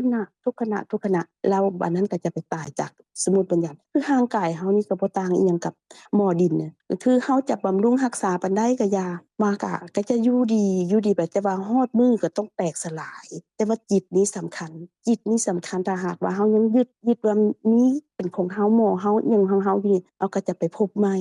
แต่ถ้าเฮายึดสิ่งที่มันเป็นอกุศลนั่นน่ะมันก็จะลงอบายลงนรกเลยถ้ายึดเป็นสิ่งที่กุศลเฮาก็จะได้ไปพบภูมิที่ดีจะได้มาได้ยินคำสอนอีกนะอันนี้สิ่งที่มีจริงตามความเป็นจริงที่ว่าเฮาสามารถฟังได้แล้วเฮาสามารถพิสูจน์ด้วยตัวเฮาเองได้ว่ามันแม่นหรือบ่แม่นต้องใช้ ไต่ตองอ้ายแต่ว่าจะไวหรือช้านั้นขึ้นกับการสะสมเฮาแต่พบปางก่อนและก็ขึ้นกับความภาคเพียรวิริยะอุตสาหะเฮาแลน่ะแล้วก็ทั้งนี้ทั้งนั้นต้องให้ผู้เพิ่นรู้บอกอ้ายแต่ว่าด้วยความรักแพงด้วยความดีใจที่อ้ายเข้ามากลุ่มความรู้ที่อันน้อยนิดของเสียงก็อยากบอกอ้ายน่ะแต่ว่าที่แน่ๆมันแม่นแน่นอนอริยสัจ4เนี่ยเป็นความจริงที่อันประเสริฐที่พระพุทธเจ้าเพิ่นตรัสตรงนี้แหละที่จะให้อ้ายซอยเนี่ยเอาไปให้จิตนั่นใจนั่นที่ของอ้ายน่ะเข้าใจให้รู้สภาวะธรรมตามความเป็นจริงว่าเป็นแนวใดแล้วมันก็เป็นประโยชน์ต่อผู้คนหลายเพราะว่าอ้ายอยู่จุดนี้อ้ายเป็นผู้สอนคนซึ่งตรงนี้น่าจะเป็นสิ่งที่ดีหลายที่จะได้ไปเผยแพร่ให้ผู้นั้นรู้ทุกข์หลายและอ้ายที่บ่รู้สภาวะธรรมตามความจริงอ้ายก็คือจะรู้จุดนี้ก็คือว่าทุกข์สมุทัยนิโรธมรรคมีองค์8น่ะมีหนทางเดิน8อย่างน่ะ8อย่างหั้นสิรู้แล้วว่าทุกอย่างมีขั้นมีอันพระพุทธเจ้าระบุไว้หมดเอาตามนี้หมดแต่มันจะไปนำบ่นั่นแหละอ้ายไปที่พระพุทธเจ้าอยากให้รู้แหละสิ่งความว่างเปล่านั่นแหละแต่ว่าสิ่งเหล่านี้น่ะมรรค8มันบ่ได้เกิดเทื่อละอย่างหนทางทั้ง8บ่ได้มาเกิดอัน1อัน2มันเกิดทุกขณะพร้อมกันทั้ง8อย่างแหละบ่แม่นเกิดพร้อมกันเกิดทุกขณะแต่ว่าเฮาบ่เห็นเพราะว่าด้วยความที่ไวด้วยความที่เฮาบ่รู้ตามความเป็นจริงหั้นน่ะด้วยความรักแพงเสียงก็เลยอยากบอกอ้ายได้ตามที่ศึกมาความศึกษามาตามความรู้ที่น้อยนิดของเสียงหั้นน่ะสิ่งก็เลยอยากบอกแต่ก็จะขอความกรุณาของญาติพี่น้องผู้อื่นที่ว่าทั้งผู้รู้น้อยผู้รู้หลายและทั้งที่ผู้บ่รู้เลยก็ขอให้ออกมาสนทนาช่วยกันเพื่อจะให้ได้เข้าใจนำกันน่ะแต่ว่าในการสนทนาธรรมตามการของเฮานี่สิ่งมีจุดประสงค์คืออยากจะสะสมไปกิจสุดท้ายแต่ว่าต้องเข้าใจที่ว่าอกุศลนั้นเป็นแนวใดละกุศลแต่ตรงนี้นี่ก็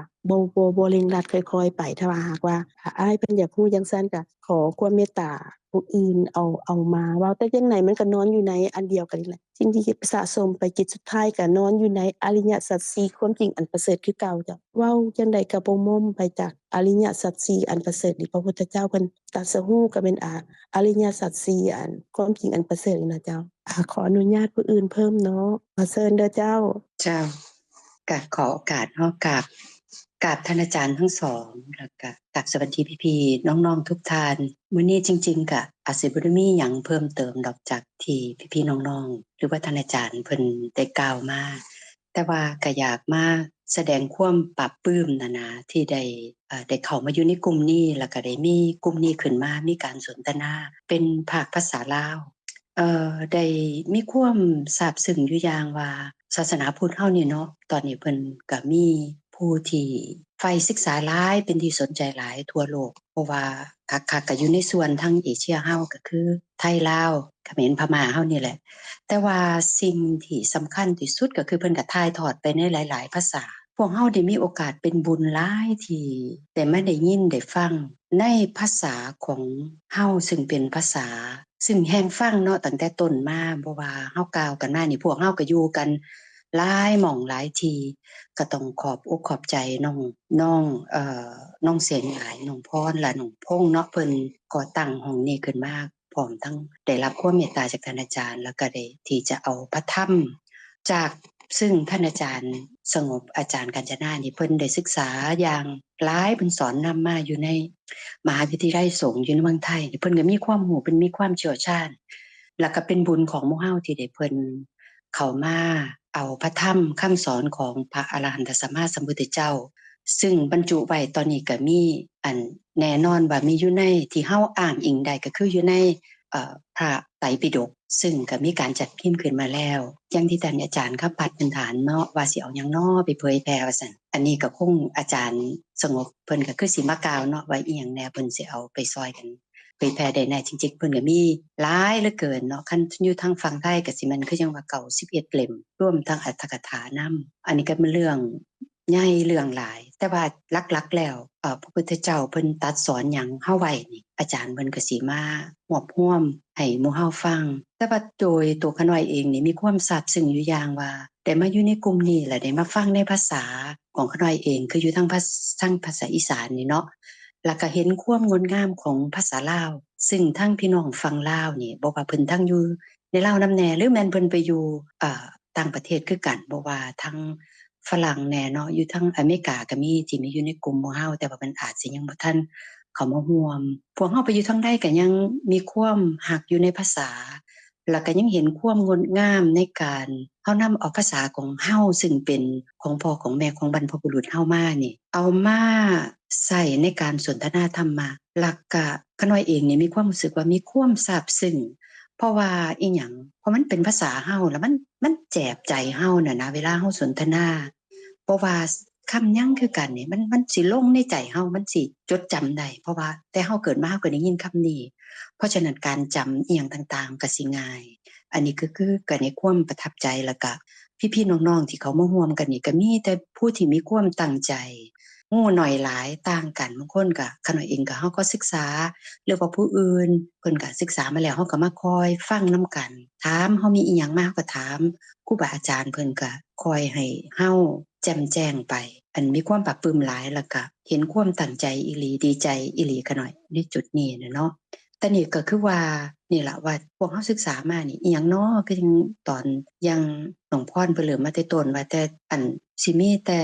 เฮาเคยได้ยินแต่อยู่ในวัดในว่าก็คือทั้งจังท่านอาจารย์ว่านั่นล่ะเอาไปเอามาตอนนี้นี่การเผยแพร่ธรรมะมีหลากหลายก็มีเฮาเอามาสนทนากันนำศึกษาได้เมิดอาจารย์เพิ่นก็ว่าแม่น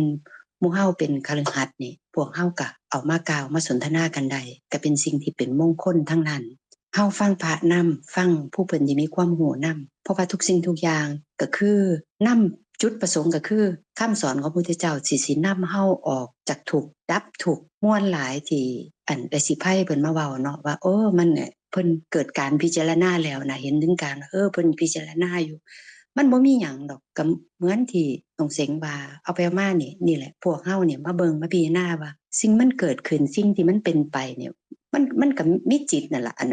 มันเป็นใหญ่คันบ่มีจิตคันดับได้หมดเป็นสมุจเฉทดับโดยรอบหมดแล้วที่พระพุทธเจ้าเพิ่นไปฮอดแล้วหรือ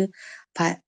อรหันต์เพิ่นที่เพิ่นเดินตามห้อยพระบาทของพระพุทธเจ้าไปแล้วเพิ่นฮอดแล้วเพิ่นหมดแล้วนั่นดับหมดทุกสิ่งทุกอย่างดับจิตมันก็บ่มีฮู้หยังมันก็บ่ทุกข์หยังแต่ว่าไอ้ที่ฮู้อยู่นี่ฮู้หยังล่ะแหน่หมู่เฮาก็ฮู้ในความบ่ฮู้แล้วก็ความบ่ฮู้ของเฮาคือจังเสงว่าโอ๊ยแม่นเฮาฮู้บ่น้อไอ้สิ่งใดเป็นกุศลหรือบ่กุศลก็บ่ฮู้เด้บางเทื่อก็บ่ฮู้เฮาเรียนเพราะว่าพระพุทธองค์เพิ่นตรัสว่าเนาะทุกพระองค์มันก็ตรัสว่าเฮ็ดความดีละเว้นความชั่วทำความดีละเว้นความชั่วเฮ็ดจิตใจผ่องใสหมู่เฮาก็ยังบ่ฮู้คักๆดอกว่าอีหยังมันเป็นบุญหรือเป็นกุศลดีก็คือกุศลเนาะอันบ่ดีก็คืออกุศลก็แม่นฮู้คักๆบ่น้อก็ยังบ่ฮู้คักๆเด้นี่ล่ะก็เป็นสิ่งที่เฮาคอยได้สนทนาแล้วฮู้ยังบ่พอว่าอันแม่นกุศลหรือบ่กุศลอิหยังก็ตามนี่คันบ่มีเฮานี่ล่ะแฮงยากไปอีกแต่นี่แฮงเป็นเรื่องที่น่าสนใจน่าศึกษาว่าเป็นหยังมันจังบ่มีเฮามันก็มีอยู่นี่เด้ก็มีอยู่จับก็คือจังพ้ออยู่แนวแข็งๆหรือเห็นจังซี่เฮาเห็นนั่นเห็นนี่อยู่เห็นผู้นั้นเห็นผู้นี้อยู่จังซี่นั่นล่ะคือเฮาสนทนากัน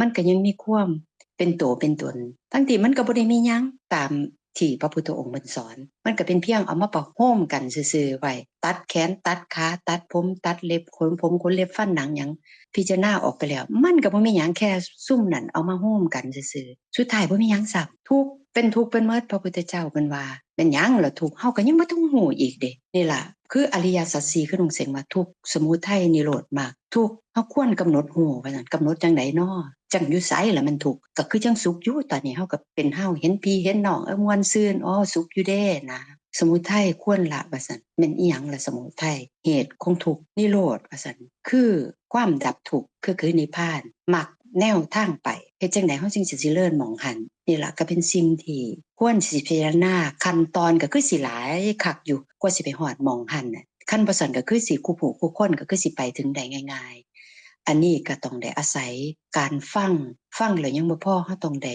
ไปไต่ตรองพิจารณาก็คงสิแบบว่าให้ผู้ฮู้เพิ่นล่ะอัน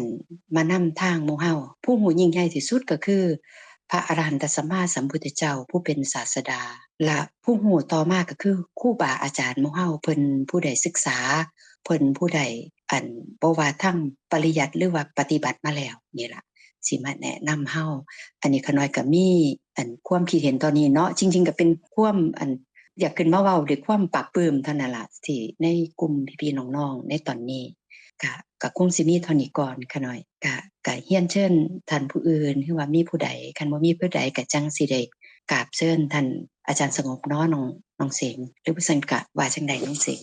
โดย หรื เข้า อว่า ใจ น้องพ เอื้ รหรือ อ ผู้ ห ใด ลาย ๆ ขอบใจเอื้อยสะคอนหลาย ๆ เอื้อยแมวหลาย ๆ เจ้า อันมีท่านอื่นบ่เจ้า ขอบใจเอื้อยแมวเด้อที่เซ็งก็ปรับปรื้มคือเอื้อยนั่นแหละที่ว่าได้มาเรียนรู้เพื่อจะได้เข้าใจเพิ่มจิตนี้กายนี้จะได้เข้าใจตื่มก็คือทำอิธีเราก็ศึกษาเนาะเราก็ต้องศึกษารู้ว่าทุกข์ทุกข์มันแม่นความทุกข์นี่มันแม่นหยังเนาะทุกข์ก็สาเหตุจั่งใดมันเป็นหยังจึงมีทุกข์ทุกข์ก็ย้อนว่าเราบ่ได้ดังใจบ่ได้ตามความบ่ได้ตามอันนั้นความที่ต้องการน่ะซึ่งที่มีจริงตามความเป็นจริงมันบ่ได้เป็นแบบนั้นนั่นน่ะแล้วก็ต้องได้รู้ทุกข์ก่อนแล้วก็รู้ทุกข์แล้วก็รู้สาเหตุแห่งทุกข์เพราะมี4อย่างก็คือเราต้องเว้าคือยาวหลายคือเอื้อยว่าแล้วก็ต้องได้เริ่มจากทุกข์ก่อนเป็นหยังจึงทุกข์สาเหตุมาจากหยังก็ต้องเริ่มจังซี่นะแต่ว่าก็เชิญท่านอื่นเนาะเชิญท่านอื่นเว้าเจ้าเพราะเซ็งก็อยากเข้าใจอยากรู้เพิ่มขึ้นคือเซ็งเว้าเซ็งก็รู้แคบๆยังบ่ได้รู้กว้างขอผู้ที่ว่าบ่รู้แล้วก็ขอผู้ที่รู้น้อยผู้รู้หลายผู้ใดก็ได้ที่จะได้มาสนทนาเพื่อเราจะเข้าใจสภาวะธรรมตามความเป็นจริงคือความว่างเปล่าที่พระพุทธเจ้าอยากให้เรารู้ตรงนี้หั้นน่ะเจ้าเชิญเด้อเจ้ามีผู้อื่นอีกบ่เจ้าที่จะมาสนทนานำเจ้าน้องพงษ์เดินทางอยู่บ่น้องพงษ์สะดวกบ่เจ้าน้องพงษ์ก็เป็นผู้รู้หลายเด้คือสิบ่ทันสะดวกแม่นบ่น้องเดินทางแม่นบ่เชิญท่านอาจารย์บ่หรือท่านผู้อื่นเจ้าโอ้น้องพงษ์โดยเชิญน้อง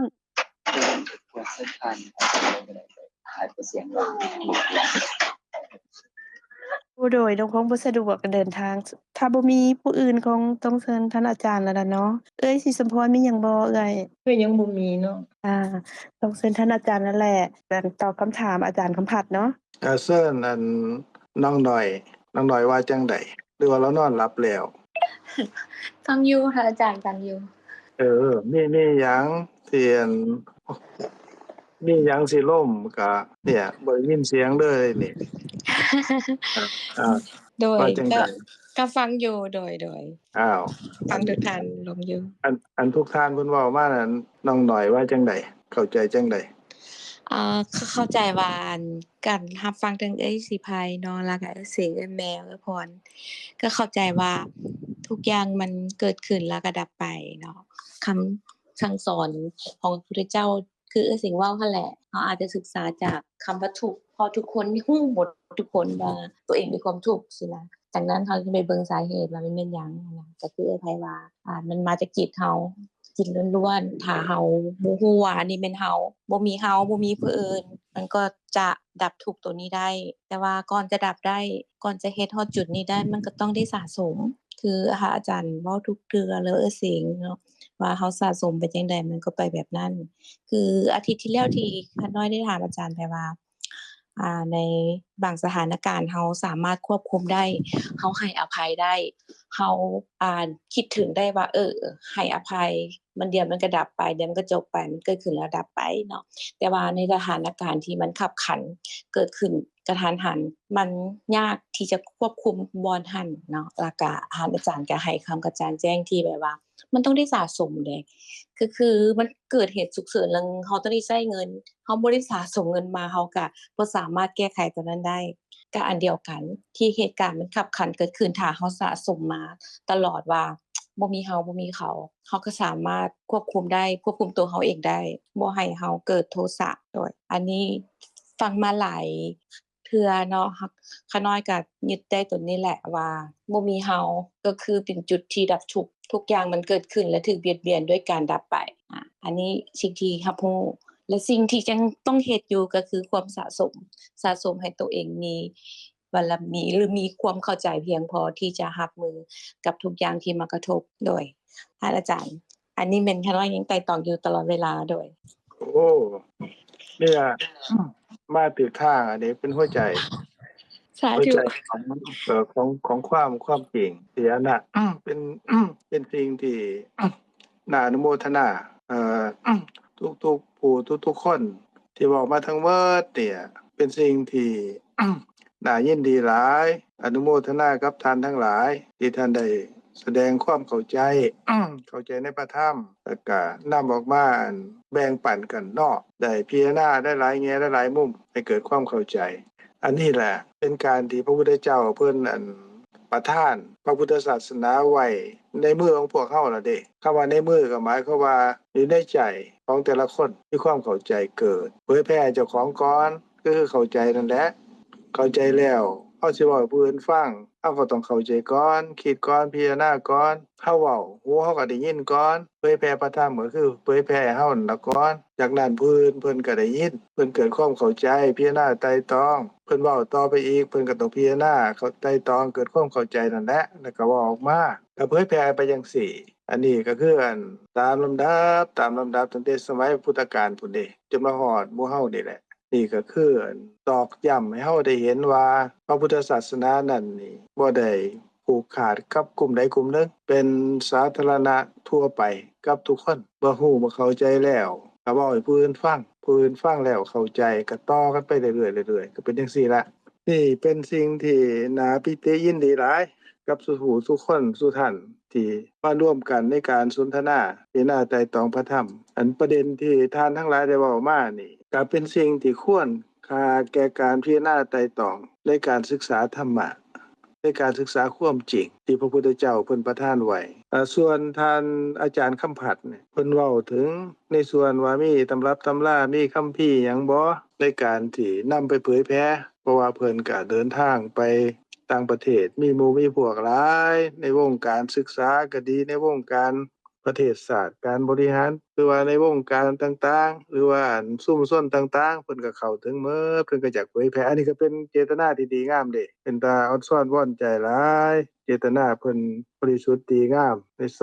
ช่วยกันในการที่นำคำสอนที่เป็นประโยชน์สุขในภพนี้ในชีวิตประจำวันในภพหน้าแล้วก็ดับทุกข์ในวัฏฏะก็คือถึงความสุขอมตะอันนี้เป็นความปรารถนาดีของเพิ่นก็คือความปรารถนาดีของพวกเฮาตรงกันทุกคนนั่นแหละนะที่มาในกลุ่มนี้ก็มีเจตนาคือกัน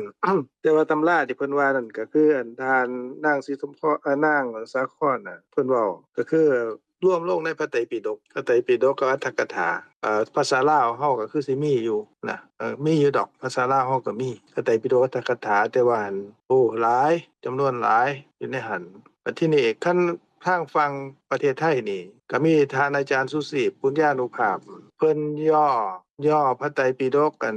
45เล่มลงในเล่มเดียวเพิ่นว่าพระไตรปิฎกฉบับประชาชนท่านอาจารย์คำผัดก็เข้าไป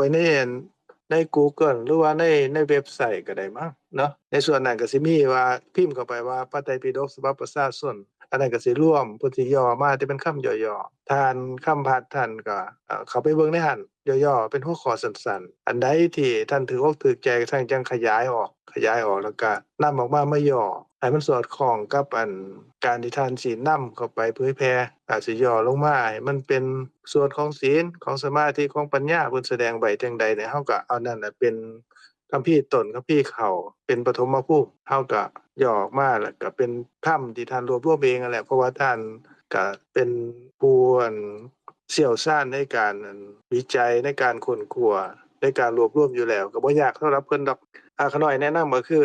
พระไตรปิฎกฉบับประชาชนท่านเอามาตรวจสอบเบิ่ง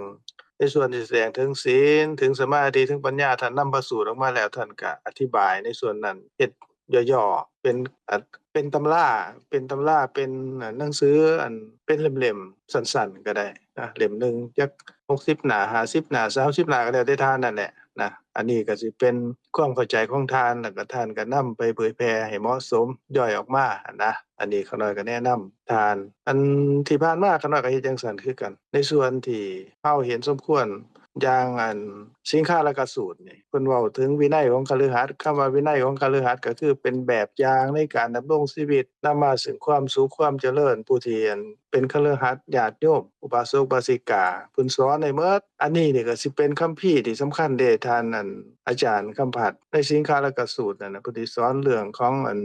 ที่ถกการคบคนเฮาเป็นศูนย์กลางก็มีปฏิบัติต่อกันจังไดพ่อแม่กับลูกกับพ่อแม่ผัวกับเมียกับผัวปฏิบัติต่อกันจังไดครูบาอาจารย์กับลูกศิษย์ปฏิบัติต่อกันจังไดเสี่ยวกับเสี่ยวปฏิบัติต่อกันจังไดเจ้านายกับลูกน้องปฏิบัติต่อกันจังไดสมณะกับคฤหัสถ์นี่ปฏิบัติต่อกันจังไดเพิ่นสิแสดงไว้เป็น เอิ้นว่าเป็นการแสดงการประพฤติปฏิบัติด้านมนุษยสัมพันธ์น่ะแบบรอบทิศทางเด้เป็นนโยบายการติดต่อกับคนที่เฮาอยู่รอบๆข้างเฮานี่กับคนที่อยู่รอบๆข้างเฮานี่แบบรอบทิศทางเด้เฮ็ดจังใดจังสินำมาซึ่งความสุขความเจริญแล้วก็แสดงเกี่ยวกับอบายมุข6อบายมุข4แล้วก็เกี่ยวกับประโยชน์ในปัจจุบันเฮ็ดจังใดจังสิห่างมีสีสุขสอนจังใดมีอันใดจังใดก็คือมีความขยันอุทธนสัมปทาขยันหมั่นเพียรอารักขาสัมปทารู้จักรักษากัลยาณมิตรตารู้จักคบคนดีเป็นมิตรสมาชีวิตาการใส่ใจให้พอเหมาะให้เป็นสุขของคฤหัสถ์เพิ่นก็สิแสดงไว้ในหั้นน่ะอันก็ฝากท่านคำพัดท่านสิเฮ็ดหนังสือหรือว่าแต่งหนังสือขึ้นมาก็อันนี้แหละแนะนำเบื้องต้นคือสิงฆาลกสูตรเด้อที่ควบคุมหมดวินัยของคฤหัสถ์ท่านเอามาเอามาแยกย่อยออกไปในคัมภีร์เล่มนึงนั่นแหละในตำราเล่มนึงนั่นแหละนะก็โดยประมาณนี้ก่อนบัดทีนี้คันสิเว้าถึงสมัยพุทธกาลนั่นบ่มีตำราเดะพระพุทธเจ้าเพิ่นตรัสรู้ธรรมบ่มีชื่อตัวเพิ่นตรัสรู้ธรรมแล้วเพิ่นสิแสดงธรรมกับคนที่ยึดมั่นถือมั่นในชื่อนี่เพิ่นก็เลยบัญญัติชื่อขึ้นมาเป็นมรรคมีองค์8มีอริยสัจ4มีสามัญลักษณะความเป็นอนิจจังทุกขังอนัตตาอันนี้เป็นชื่อธรรมะเดะแต่ว่าบ่เป็นสภาพธรรมคันสอนเพิ่นแสดงธรรมไปแล้วสอนเขาเข้าใจแล้วผู้เข้าใจนั่นก็ไปสอนต่อผู้มาเรียนก็เพิ่นว่ามุขปาฐะอาจารย์เว้าลูกศิษย์ก็เว้าตามเว้าไปแล้วก็ไปทบไปทวนไปท่องนำกันเป็นหมู่ๆกลายเป็นว่าสวดมนต์เดะคำว่ามนต์แปลว่าปัญญาปัญญาคือพระธรรมนั่นแหละเรียนมาแล้วก็มาสาธยายบ่มีหนังสือเดะสาธยายมันก็จำต่อๆว่าเป็นมุขปาฐะจนฮอดพศ450เพิ่นก็เห็นว่าโอ้ต่อไปข้างหน้านี่จำนี่คือสิยากว่ะปัญญาของผู้ที่เกิดมาใหม่ภายหลังนี่ก็สิน้อยลงเด้อเอาจังซี่ก็แล้วกันบ่ให้พระสัทธรรมเสื่อมสูญเพิ่นก็สังคายนารวบรวมในปีพศ450พระพุทธัตตะกับพระมหาติสสะนี่เพิ่นก็กับพระผู้ที่ทรงไว้พระไตรปิฎกจำนวนพันรูปเนี่ยรูปเนี่ยประชุมกันอยู่ในประเทศศรีลังกาในพศ450มัธยมประเทศนะเพิ่นก็รวบรวมจากตอนนั้นเรียบร้อยแล้วเพิ่นก็มาจารึกลงในใบลานได้เขียนเป็นลงในใบลานเป็นภาษาสิงหนแยกออกเป็นพระสูตร 21,000 พระธรรมขันธ์พระวินัย 21,000 พระธรรมขันธ์แล้วก็พระวิธรรม 42,000 พระธรรมขันธ์แล้วก็เป็น 84,000 พระธรรมขันธ์จากนั้นนี่เพิ่นย้านบ่เข้าใจเพิ่นก็เลยมาอธิบา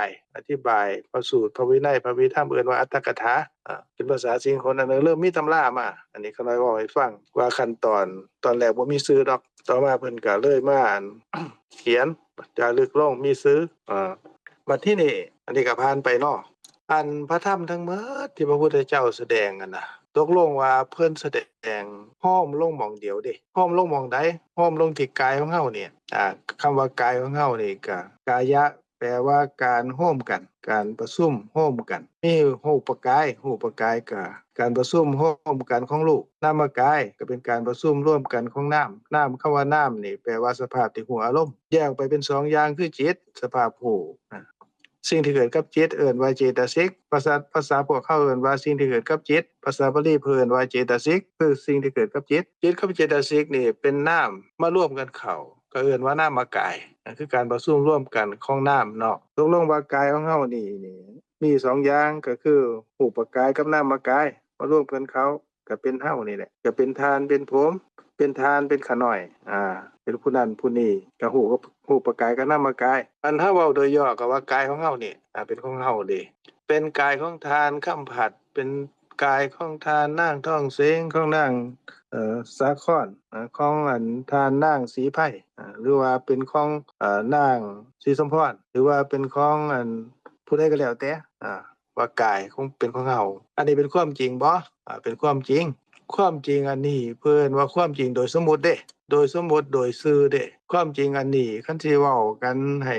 เข้าใจง่ายๆก็ว่าเป็นความจริงภายนอกภายนอกเพิ่นก็สอนกันมาจังซี่เด้พ่อแม่พี่น้องเฮาหรือว่าปู่ย่าตายายเพิ่นก็สอนกันมาแต่เฮาเกิดอันนี้ว่าเป็นผู้หญิงเป็นผู้ชายอันนี้เป็นเจ้าอันนี้เป็นข้อยอันนี้เป็นตาเป็นหูเป็นจมูกเป็นลิ้นเป็นกายเป็นใจเฮาก็จำมาเด้อันนี้ก็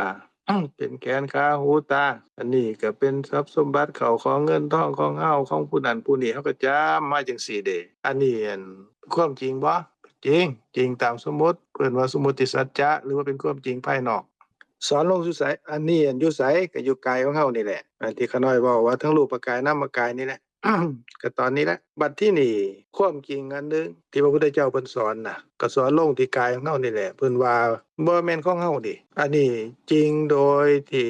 เป็นความจริงภายในโดยความจริงภายนอกกันหุ้มอยู่ความจริงภายนอกก็คือตัวเนี่ยกายนี่เป็นของเฮาเป็นเฮาเป็นตัวตนของเฮาตาก็เป็นของเฮาหูจมูกลิ้นกายใจก็เป็นของเฮาเห็นก็เป็นเฮาได้ยินได้กินลิ้มรสถูกต้องสัมผัสนึกคิดก็เป็นเฮาทั้งหมดรูปกาย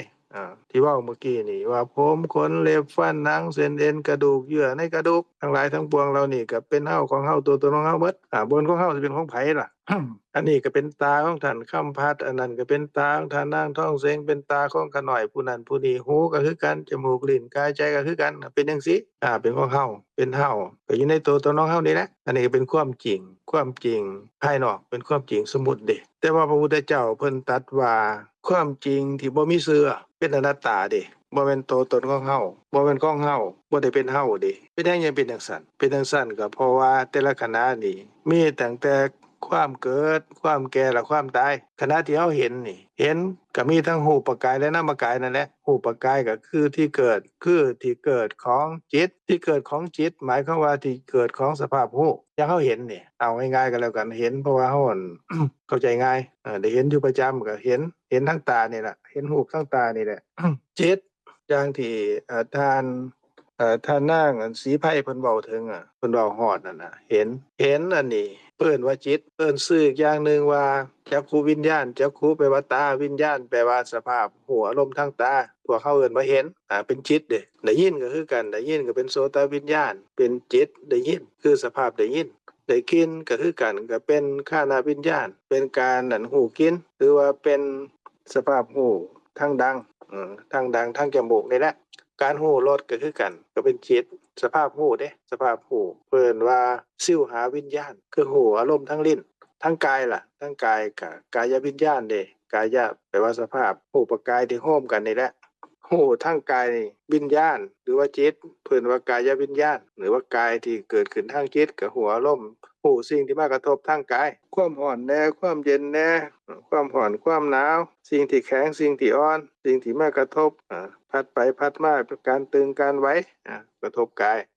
สภาพหูอันนั้นเพิ่นว่ากายวิญญาณจิตคือกันจิต หัวอารมณ์ทางใจเกิดพ้อเรื่องราวอันนั้นอันนี้หรือว่าสิ่งที่หูได้ทางใจอันนั้นเพิ่นเอิ้นว่ามโนวิญญาณเอิ้นว่าจิตคือกันก็น้อยเว้าชื่อเรื่องของจิตตามที่ท่านนางศรีไพเพิ่นเว้าถึงเพิ่นก็เว้าโอ้เว้าดีแท้ๆเป็นตอนซ่อนดีอันนี้เป็นจิตเด้การที่เฮาเห็นได้ยินได้กลิ่นลิ้มรสถูกต้องสัมผัสนึกคิดนี่มันก็มีหม้องเกิดก็คือรูปกายอย่างการเห็นนี่มันก็ต้องมี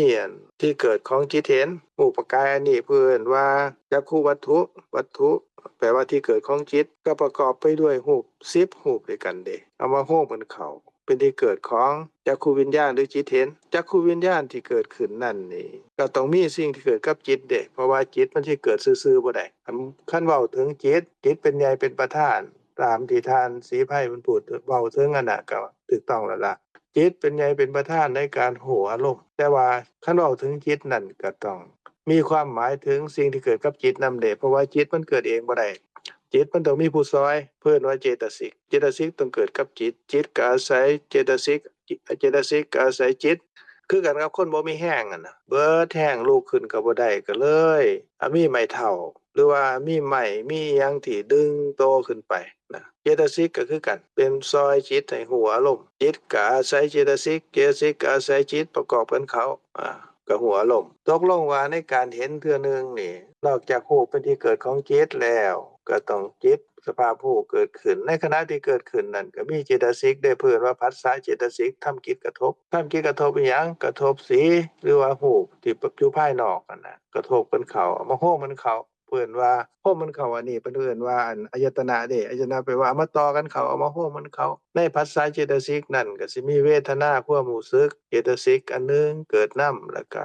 ค ความจำเอิ้นว่าสัญญาเจตสิกอีกอันหนึ่งโฮมเหมือนเขาก็สิมีเจตนาเจตสิกมีเอกคตาเจตสิกอันนี้ก็บ่ต้องไปกังวลดอกนะข้าน้อยเว้าให้ฟังซื่อๆเป็นส่วนประกอบนะส่วนประกอบแล้วก็มีชีวิตินทรียเจตสิกเพื่อรักษาจิตกับเจตสิกที่มันเกิดขึ้นให้มันอยู่ได้นะอันนี้เกิดขึ้นเพราะโฮมเหมือนเขาก็หมายความว่าการเห็นเทื่อหนึ่งนี่ก็สิมีทั้งรูปกายและนามกายเพราะโฮมเหมือนเขาหรือว่าคันแยกออกไปก็สิเป็นรูปเป็นที่เกิดของจิตก็เอิ้นว่ารูปขันธ์หรือว่ากองรูปเวทนาที่เกิดขึ้นพร้อมกันก็สิเป็นเวทนาขันธ์สัญญาความจำเกิดขึ้นก็เป็นสัญญาขันธ์ผัสสะเจตสิกเกิดขึ้นนั่นก็สิเป็นสังขารขันธ์พอปรุงแต่งให้เกิดอารมณ์ทางตาได้คือเฮ็ดให้เกิดการเห็นเกิดขึ้นเจตสิกอื่นนอกจากสัญญาเจตสิกกับเวทนาเจตสิกนั่นก็สิเป็นสังขารสังขารขันธ์ปรุงแต่งบัดทีนี้สภาพหูการเห็นน่ะเอิ้นว่าจักขุวิญญาณคือหูทางตาก็เป็นวิญญาณขันธ์ตกลงว่าการเราเห็นเทื่อนึงก็ตามได้ยินได้กินลิ้มรสถูกต้องสัมผัสนึกคิดแต่ละเทื่อนี่ก็ตามก็สิมีขันธ์5นี่แหละเกิดขึ้นขันธ์5โฮมลงแล้วก็สิเป็นรูปขันธ์ในส่วนที่รูปนามขันธ์ก็คือจิตและเจตสิกเอามารวมโฮมบนเข้าก็เป็นรูปขันธ์กับนามขันธ์แต่ว่าคำว่าขันธ์ในที่นี้นี่แปลว่ากองคันโดยความหมายแปลว่าความว่างเปล่าคืออากาศเป็นจังซั่นว่างเปล่าคืออากาศเพราะว่าเกิดขึ้นเปลี่ยนไปแล้วก็ดับบอกง่ายๆก็คือเกิดแก่แล้วก็ตายนั่นแหละเกิดแก่แล้วก็ตายเว้าสั้นๆก็ว่าเกิดแล้วก็ดับคันเกิดขึ้นแก่คือเปลี่ยนไปแล้วก็ดับคันดับไปแล้วนี่ก็คือไฟดับแล้วนั่นเฮาบ่ว่าไฟดับสภาพที่เป็นไฟดับนั่นเป็นจังได๋อันนั้นล่ะเพิ่นว่าสภาพธรรมคือสภาพที่เป็นจริงคำว่าไฟดับก็ดีคำว่าเป็นอนัตตาก็ดีเป็นชื่อของธรรมะเด้เป็นความจริงภายนอกเด้ความจริงภายในนั่นก็คือความเป็นอนัตตาบ่แม่นตัวตนเป็นหยังยังเป็นอนัตตาบ่แม่นตัวตนก็เพราะว่าเกิดขึ้นเปลี่ยนไปบ่ยังอยู่คือเก่าเพราะเกิดขึ้นแล้วก็ดับเด้บ่ดับไปแล้วสิยังคือเก่าบ่ก็บ่ยังเกิดขึ้นแล้วดับไปบ่ยังอยู่คือเก่านั่นสิเป็นตัวตนของเจ้าบ่ของข้าน้อยบ่ของผู้ใดบ่ก็บ่เป็นเป็นหยังก็เป็นสภาวะที่เป็นจริงจังซี่คำว่าสภาวะที่เป็นจริงภาษาบาลีเพิ่นว่าสภาวะธรรมแต่ละขณะเดียวนี้นี่เห็นเกิดขึ้นดับไปก็เป็นสภาวะธรรมคือบ่แม่นเฮาของเฮาตัวตนของเฮาสิเป็นของเฮาได้จังได๋เป็นเฮาได้จังได๋เป็นตัวตนของเฮาได้จังได๋เพราะว่ามันบ่มีแล้วเด้มันเบิดไปแล้วมันสูญไปแล้วมันบ่เหลืออยู่แล้วเป็นหยังเป็นจังซั่นเพราะว่ามันเกิดขึ้นแล้วก็ดับไปแล้วอิหยังล่ะเกิดขึ้นแล้วก็ดับก็ขันธ์5นั่นแหละขันธ์5คือหยังก็คือรูปก็คือนามนั่นแหละแยกออกไปก็ว่าเป็นรูปขันธ์เวทนาขันธ์สัญญาขันธ์สังขารขันธ์และวิญญาณขันธ์ตกลงว่าแต่ละขณะนั้นนี่คำว่าขันธ์ก็รู้อยู่แล้วว่าแปลว่าว่างเปล่าคืออากาศคันเว้าถึงว่ารูปขันธ์ก็แปลว่ารูปนี่แหละว่างเปล่าคืออากาศเวทนาขันธ์เวทนาความรู้สึกก็ว่างเปล่าคืออากาศสัญญาความจำก็ว่างเปล่าคืออากาศเป็นสัญญาขันธ์สังขารขันธ์ที่ปรุงแต่งขึ้นก็เป็นความว่างเปล่าคืออากาศจิตเห็นจิตได้ยินได้กลิ่นลิ้มรสถูกต้องสัมผัสนึกคิดเอิ้นว่าจิตเอิ้นว่าวิญญาณก็ตามก็ว่างเปล่าคืออากาศเพราะหยังเพราะว่ามันเป็นความจริง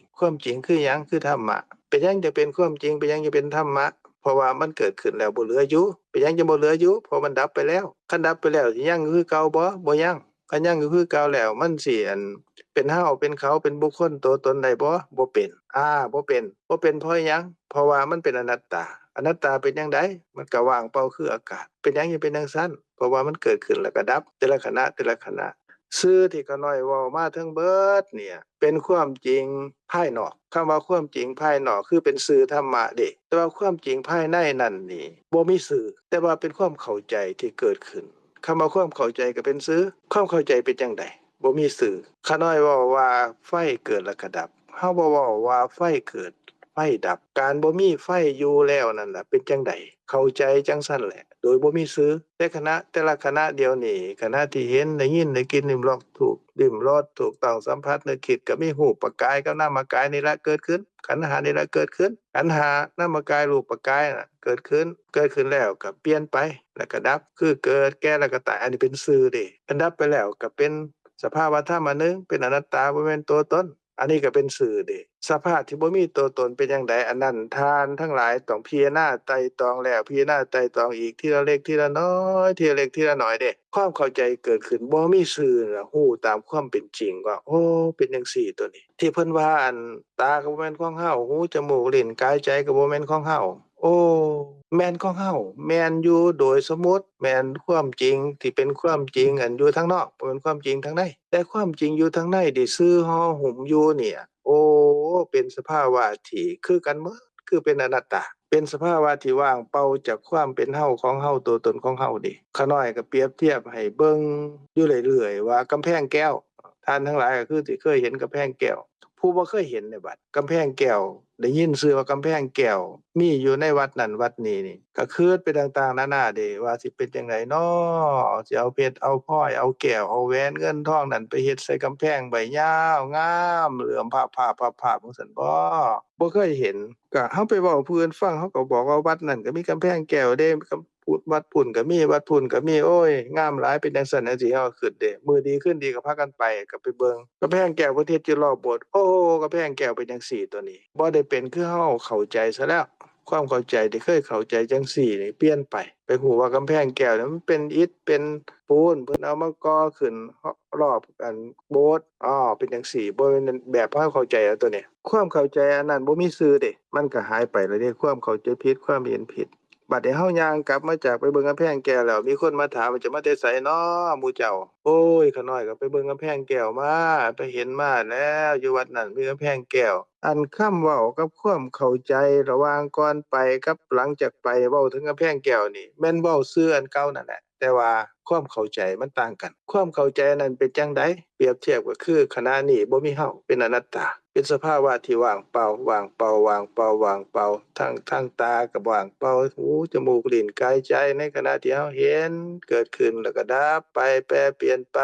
แล้วก็เป็นอนัตตาเด้บ่แม่นตัวตนของเฮาเด้บ่ได้เป็นเฮาเด้บ่ได้เป็นของเฮาเด้ได้ยินได้กินลิ้มรสถูกต้องสัมผัสนึกคิดก็คือกันหมดเป็นจิตเห็นจิตได้ยินจิตได้กินลิ้มรสถูกต้องสัมผัสนึกคิดเฮาฮู้ในชีวิตประจำวันนี่ตกลงว่าเบิดมื้อเบิดเว้นนี่มีแต่ความว่างเปล่าเด้มีแต่ความเป็นอนัตตาบ่แม่นเฮาบ่แม่นของเฮาตัวตนของเฮาตั้งแต่เป็นเด็กน้อยเกิดมาจนฮอดเดี๋ยวนี้ก็ว่างเปล่าว่างเปล่าว่างเปล่าว่างเปล่าเพราะอิหยังเพราะว่าขันธ์5นี่แหละรูปขันธ์นามขันธ์นี่แหละหรือจิตเจตสิกรูปนี่แหละมันเกิดขึ้นเปลี่ยนไปแล้วก็ดับคือเกิดแก่แล้วก็ตายทุกๆขณะมันจึงว่างเปล่าพระพุทธเจ้าจึงตรัสจึงแสดงว่าเป็นอนัตตาความเข้าใจอันนี้นี่เป็นความเข้าใจที่บ่มีชื่อเด้เห็นตามความเป็นจริงคำว่าเห็นตามความเป็นจริงอันนี้นี่คือความเข้าใจถูกเห็นถูกภาษาบาลีเพิ่นว่าปัญญาที่เกิดเอิ้นว่าปัญญาเจตสิกภาษาเฮาเอิ้นว่าเข้าใจเป็นชื่อคือกันเป็นความจริงภายนอกสิ่งที่หุ้มอยู่นั่นก็คือว่าเป็นสภาวะบ่มีชื่อแต่ว่าบ่มีเฮาบ่มีเขาบ่มีสัตว์บ่มีบุคคลบ่มีตัวตนใดๆทั้งสิ้นฮู้ได้จังได๋ฮู้ได้โดยการฟังจังซี่แล้วทานพิจารณาไตร่ตรองแต่ละขณะความเข้าใจท่านก็สิเกิดขึ้นเข้าใจก็สิเพิ่มขึ้นทีละเล็กทีละน้อยทีละเล็กทีละน้อยก็สิมีกำลังเพิ่มขึ้นสะสมในจิตของท่านแต่ละขณะนั่นแหละความบ่ฮู้ความเข้าใจ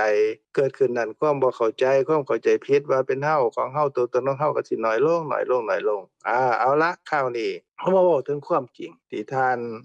นางทองเสียงเพิ่นเว้าเพิ่นก็เว้าละเอียดดีหลายกับท่านนางศรีไพก็คือกันเพิ่นก็เว้าดีเว้าละเอียดหลายเป็นสภาพที่เฮาได้ยินได้ฟังแล้วก็อโมทนาสาธุนำเพิ่นเดี๋ยวนี้นี่มันมีอยู่2ฝ่ายตัวเฮานี่แหละกายเฮานี่แหละฝ่ายหนึ่งนี่เป็นฝ่ายที่เป็นความจริงโดยสมมุติความจริงที่เป็นความจริงภายนอกตาหูจมูกลิ้นกายใจเป็นเฮาของเฮาตัวตนของเฮาผมขนเล็บฟันหนังเส้นเอ็นเป็นเฮาของเฮาตัวตนของเฮาบ่เป็นของเฮาสิเป็นของผู้ใดแล้วก็สภาพหูคือจิตที่ท่านศรีไพเพิ่นเว้าถึงท่านนางศรีไพเพิ่นเว้าถึงจิตเป็นใหญ่เป็นประธานเป็นจิตเป็นใหญ่เป็นประธานคือสภาพหูเป็นใหญ่เป็นประธานในอิหยังในสภาพหูเด้ในสภาพหูที่เกิดขึ้นนั่นนี่แม่นเพิ่นว่าเว้าถึงสิ่งที่เกิดกับจิตกับแปลว่าต้องเว้าถึงกับแปลว่าต้องมีสิ่งที่เกิดขึ้นกับจิตคือกันเพราะว่าจิตมันเกิดขึ้นเองบ่ได้มันต้องมีเจตสิกที่เกิดนำกันในขณะที่เห็นนี่ก็มีเจตสิก7ประเภทเด้ที่เกิดขึ้นมีผัสสะเจตสิกมีเวทนามีสัญญามีเอกคตาชีวิตินทรีย์มนสิการเจตสิกเกิดขึ้น7ประเภทด้วยกันมาประกอบกับจิตเห็นนี่แหละ นะมาแยกออกไปก็สิเป็นอันเวทนาสัญญาสังขารที่เป็นขันธ์น่ะเกิดห้องกับจิตเด้จิตเกิดขึ้นเองบ่ได้ในสภาพจังซี่นี่ที่ท่านนางศรีไพเพิ่นเว้าถึงก็ถูกต้องแล้วว่าเป็นใหญ่เป็นประธานในเจตสิกเด้ในสภาพรูปในนามธรรมแต่จิตกับเจตสิกสิ่งที่เกิดกับจิตนั่นบ่แม่นอันเดียวกันเด้จิตก็บ่แม่นเจตสิกเจตสิกก็บ่แม่นจิตแล้วก็ในเจตสิก7ประเภทเกิดขึ้นนำนั่นก็บ่แม่นอันเดียวกันเด้มี7อย่างบัดทีนี้ในสภาพรูปคือรูปสิ่งที่ปรากฏทางตาที่เฮาเอิ้นว่าเห็นน่ะ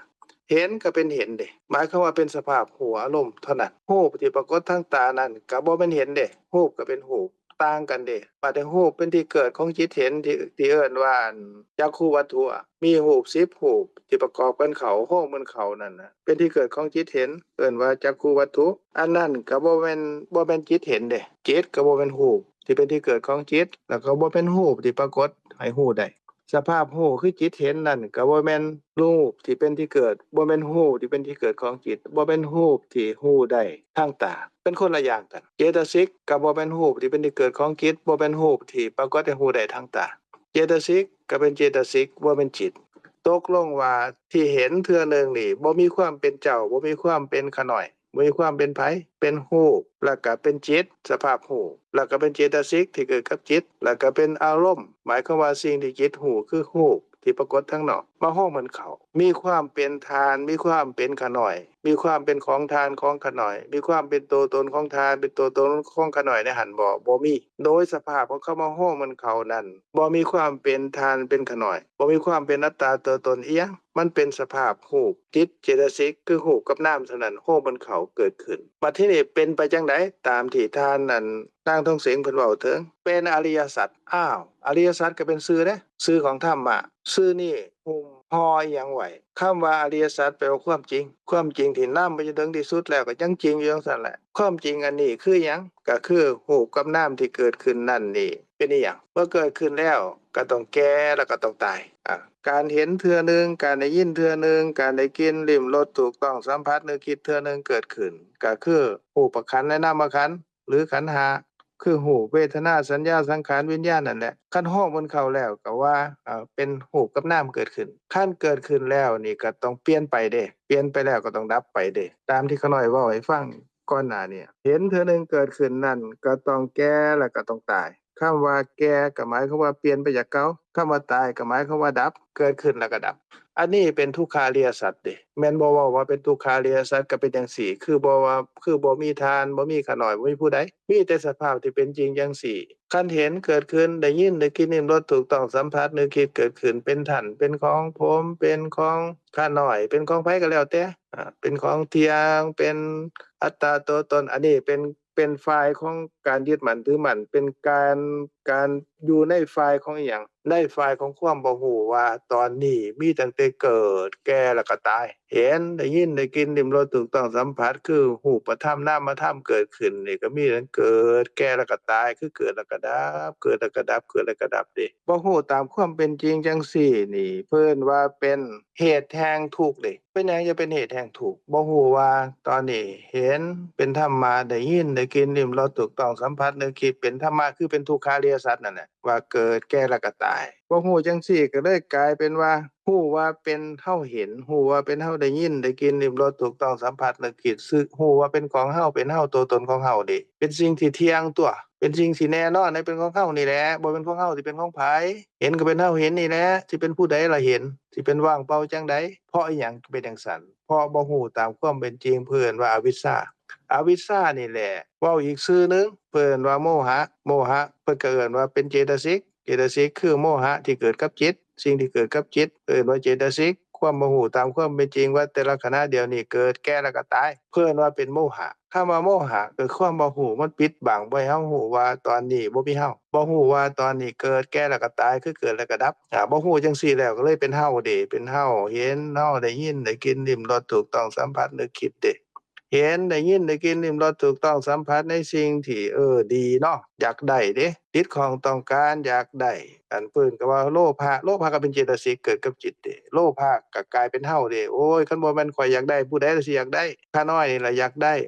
ทานนั่นแหละอยากได้ผู้นั้นก็อยากได้ผู้นี้ก็อยากได้เป็นของข้าน้อยนี่แหละข้าน้อยนี่แหละอยากได้ข้าน้อยนี่อยากได้คันบ่เป็นที่ปรารถนาบ่เป็นที่พอใจเด้ได้ยินเสียงเขาด่าแหน่เห็นได้ยินเขาจมแหน่เห็นเขาแสดงอาการต่างๆออกโอ้ยจะมันซังเด้อเครียดบ่พอใจอันนี้ก็เป็นผู้ใดล่ะก็เป็นเฮานี่แหละเป็นของเฮาตัวตนของเฮานี่แหละผู้ใดล่ะสิเครียดคันบ่แม่นเฮาเครียดเพิ่นว่าโทสะก็เป็นเจตสิกเกิดกับจิตเกิดขึ้นกับจิตนั่นเพราะบ่ฮู้ว่าโทสะก็เป็นเจตสิกบ่แม่นเฮาโทสะหรือโลภะก็เป็นเจตสิกบ่แม่นเฮาคันเกิดขึ้นแล้วก็เปลี่ยนไปแล้วก็ดับคือเกิดแก่แล้วก็ตายเกิดกับจิตจิตก็เกิดขึ้นหัวอารมณ์แล้วก็แก่แล้วก็ตายเว้าง่ายๆก็ว่าเกิดขึ้นแล้วก็ดับจิตเกิดขึ้นแล้วก็ดับดับแล้วเป็นเฮาบ่ก็บ่เป็นโลภะโทสะโมหะที่เกิดขึ้น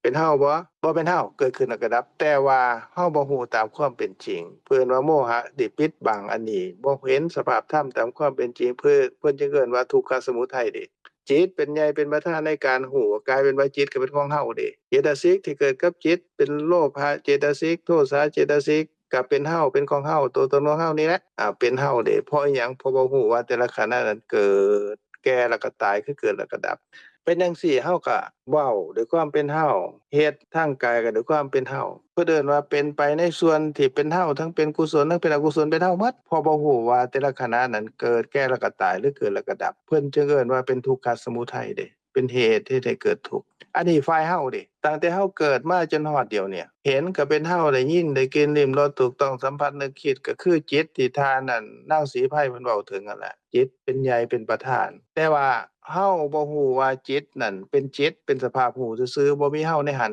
แล้วก็บ่ฮู้ว่าจิตที่เกิดขึ้นนั่นเกิดแล้วก็แก่แล้วก็ตายหมายความว่าเกิดแล้วก็ดับบ่เหลืออยู่แล้วก็โลภะที่เกิดกับจิตก็กลายว่าบ่ฮู้ตามความเป็นจริงว่าเกิดขึ้นเปลี่ยนไปแล้วก็ดับบ่เป็นเฮาโทสะก็คือกันโมหะความโมโหก็คือกันเกิดขึ้นแล้วก็ดับกลายมาเป็นเฮาหมดอันนี้เป็นความจริงบ่เป็นความจริงแต่จริงโดยสมมุติเด้จริงที่เป็นภายนอกเด้บ่แม่นจริงโดยสภาพธรรมเด้พวกเฮาก็อยู่นำจังซี่แหละอยู่นำความจริงภายนอกก็ยึดมั่นถือมั่นว่าจิตก็เป็นเฮาโลภะโทสะโมหะเป็นเจตสิกก็เป็นเฮารูปเนี่ยตาหูจมูกลิ้นกายใจที่เป็นหัตถยวัตถุเป็นรูปน่ะหรือว่าผมขนเล็บฟันหนังเส้นเอ็นคันบ่แม่นเฮาเป็นของไผก็เป็นของเฮาก็ยึดมั่นจังซี่เฮาก็เฮ็ดกุศลอกุศลด้วยความเป็นเฮาการที่บ่ฮู้ว่าเกิดแก่แล้วก็ตายทุกขณะโลภะก็เผาใจเฮาโทสะก็เผาใจเฮาเพราะเป็นเฮาเด้ขณะที่โลภะเกิดก็มีโมหะปิดบังเฮ็ดให้เฮาบ่ฮู้ว่ามันเกิดแล้วก็ดับเฮ็ดให้เฮาบ่ฮู้ว่ามันบ่แม่นเฮาโทสะก็คือกันด้วยความเป็นเฮาจังซี่ก็เผาจิตให้ร้อนร้นอยู่แต่ละขณะแต่ละมื้อในชีวิตประจำวันเป็นจังซี่เฮ็ดบาปเฮ็ดกรรมทั้งเป็นกุศลกรรมอกุศลกรรมด้วยผลหรือวิบากของกุศลกรรมอกุศลกรรมนั้นก็เฮ็ดให้เฮาไปสู่การเกิดความแก่ความตายเกิดแล้วตายตายแล้วเกิดอันนั้นก็เป็นทุกข์ในวัฏฏะเด้อันนี้เป็นเหตุแห่งทุกข์เพราะว่าเฮาบ่ฮู้ตอนนี้ว่าบ่มีเฮาบ่ฮู้ว่าเป็นทุกขาริยสัจคือเกิดแก่แล้วก็ตายอันนี้เป็นทุกขสมุทัยเป็นอริยสัจในข้อหนึ่งด้วยความเป็นเฮาของเฮาตัวตนของเฮาในชีวิตประจำวันนี่แหละจิตสุดท้ายที่ไปใส่จิตสุดท้ายก่อนที่เฮาสิ้นสุดความเป็นบุคคลนี้ในภพนี้ชาตินี้เพิ่นว่าจุติจิตเกิดขึ้นดับไปนั่นน่ะด้วยปากคอกคำว่าปากคอกก็หมายความว่าเฮาเลี้ยงงัวไว้แล้วยามมื้อเช้าเฮาเปิดประตูออกตัวที่อยู่ปากคอกมันออกก่อนเฮาสะสมอกุศลมาในส่วนตามลำดับด้วยความเป็นเฮาของเฮาตัวตนของเฮานี่ด้วยอกุศลวิบากก็นำไปสู่การเกิดในอบายเด้เกิดเป็นสัตว์นรกเป็นเปรตเป็นอสุรกายสัตว์เดรัจฉานโดยกุศลด้วยความเป็นเฮาก็นำไปสู่สุคติเป็นกุศลวิบากมาเกิดเป็นคนแน่เกิดเป็นเทวดาแน่เกิดแล้วก็แก่แล้วก็ตายแล้วก็เกิดอีกแก่แล้วก็ตายอันนี้เป็นทุกข์ในวัฏฏะเหตุก็คือทุกขสมุทัยเอิ้นว่าเหตุแห่งทุกข์ก็คืออวิชชาบ่ฮู้ว่าแต่ละขณะนี้เกิดแก่แล้วก็ตายบัดทีนี้ฝ่ายที่เป็นความจริงอยู่ภายในความจริงที่ความจริงภายนอกหุ้มอยู่นั่นเห็นก็บ่แม่นเฮาได้บัดนี้ได้ยินก็บ่แม่นเฮาได้กลิ่นลิ้มรสถูกต้องสัมผัสนึกคิดก็บ่แม่นเฮาจิตเห็นก็เป็นจิตแต่บ่แม่นทานบ่แม่นขน้อยเด้สภาพรู้คำว่าจิตแปลว่าสภาพรู้อารมณ์เห็น พวกเขาเอิ้นว่าเห็นสภาพหูอารมณ์ทางตาเอิ้นว่าเห็นสภาพหูอารมณ์ทางหูเอิ้นว่าได้ยินหูอารมณ์ทางจมูกทางดังนี่ก็เอิ้นว่าได้กลิ่นหูอารมณ์ทางลิ้นก็แปลว่าหูรสหูอารมณ์ทางกายก็เอิ้นว่าหูสิ่งกระทบสัมผัสหูอารมณ์ทางใจก็เอิ้นว่าสภาพหูอารมณ์ทางใจหรือหูสิ่งที่ปรากฏทางใจให้หูได้หรือว่านึกคิดในส่วนเหล่านี้นี่สภาพหูก็เป็นสภาพหูเด้จิตก็เป็นจิตเด้บ่แม่นทานบ่แม่นขน้อยเด้มีนำซ้ำแล้วจิตนั้นเกิดขึ้นแล้วก็ดับเด้เพราะว่ามันเป็นทุกขาริยสัจตามที่ท่านนั้นต้องเสียงเว้าถึงทุกขาริยสัจทุกขาริยสัจคือเกิดแก่แล้วก็ตายเด้ในจิตแต่ละขณะที่เห็นนั้นมันมีขณะน้อยๆอยู่ทางในนั้นขณะที่เกิดขึ้นตั้งอยู่แล้วก็ดับไปนั่นแหละคือเกิดขึ้นขณะนึงมันก็มีความเกิดขึ้นแล้วก็แก่แล้วก็ตายจิตเกิดขึ้นเพิ่นเว้าง่ายๆคือว่าเกิดขึ้นแล้วก็ดับในแต่ละขณะคันดับแล้วนี่สิเป็นทานสิเป็นขน้อยเป็นผู้ใดผู้ใดก็ได้บ่ได้เพราะหยังเพราะว่ามันบ่เหลือละเด้เกิดขึ้นแล้วดับไปแล้วก็บ่เหลืออยู่เป็นจังไดล่ะบัดนั้นก็ว่างเปล่าคืออากาศเป็นหยังจังว่างเปล่าคืออากาศเพราะว่ามันเป็นอนัตตาเป็นหยังเป็นอนัตตาเพราะว่าบ่มีตัวตนเป็นหยังจังบ่มีตัวตนก็เพราะมันเกิดขึ้นแล้วก็ดับไปแล้วเกิดขึ้นดับไปแล้วนั่นมันสิยังคือเก่าบ่ยังคือเก่าก็เปลี่ยนไปจากเก่าก็คือเกิดแก่แล้วก็ตายทุกขณะจึงเป็นสภาวะที่เป็นจริงจังสี่คือกันเบิดบ่แม่นท่านบ่แม่นข้าน้อยบ่แม่นผู้ใดเป็นสภาวะที่เป็นจริงจังสี่สมัยใดก็เป็นจังซี่แหละคือเป็นอนัตตาตลอดตอนใดตอนนี้ทุกสิ่งทุกอย่างที่พระพุทธเจ้าเพิ่นสอนลงนั่นนี่ในส่วนที่เป็นกุศลสูงสุดคือความเข้าใจถูกเห็นถูกว่าเป็นสภาวะธรรมบ่มีเฮาแต่ละขณะเดียวนี้ขณะเดียวนี้คือขณะที่เห็นหรือขณะที่ได้ยินขณะที่ได้กลิ่นลิ้มรสถูกต้องสัมผัสนึกคิดขณะที่หัวอารมณ์นั่นแหละเป็นสภาวะธรรมว่างเปล่าบ่มีทานบ่มีขน้อยบ่มีผู้ใดทั้งสิ้นบ่มีนามบ่มีรูปบ่มีขันธ์ห้ามีแต่สภาวะที่เป็นจริงจังสี่เอิ้นว่าสภาวะธรรมทอกันหมดนี่คือสภาวะที่เข้าใจตามความเป็นจริงว่าแต่ละขณะเดียวนี้นี่เกิดแก่แล้วก็ตายทุกๆขณะเกิดขึ้นเปลี่ยนไปแล้วก็ดับทุกๆขณะการรู้ว่าเดี๋ยวนี้เป็นทุกขาริยสัจคือเกิดแก่แล้วก็ตายความรู้อันนี้นี่เพิ่นว่าเป็นมรรคคำว่ามรรคแปลว่าเป็นทางเอิ้นว่าสัมมามรรคทางที่ว่านี่เป็นทางนำไปสู่อิหยังนำไปสู่การรู้ว่าแต่ละขณะเดียวนี้นี่มีความเกิดความแก่และความตายรู้ว่าบ่มีเฮาเพิ่นแยกออกไปว่ามรรคมีองค์8แยกออกไป8อย่างก็จริงอยู่แต่ว่าห้อมกันแล้วร่วมกันเป็นอันเดียวเท่านั้นเด้คือสัมมาทิฏฐิรู้ว่าขณะนี้เดียวนี้นี่เกิดแก่แล้วก็ตายว่างเปล่าบ่มีเฮาอันนี้เอิ้นว่าสัมมาทิฏฐิคือเห็นสอบเห็นถูกต้องตามความเป็นจริงเห็นอีหยังเห็นในอริยสัจ4ในอริยสัจ4คืออิหยังรู้ว่าเกิดแก่และตายทุกขณะอันนี้เป็นทางอิหยังทางเข้าใจถูกเห็นถูกเข้าใจถูกเห็นถูกแล้วเป็นจังไดกระดับเหตุแห่งทุกข์คือทุกขะสมุทัยเด้ทุก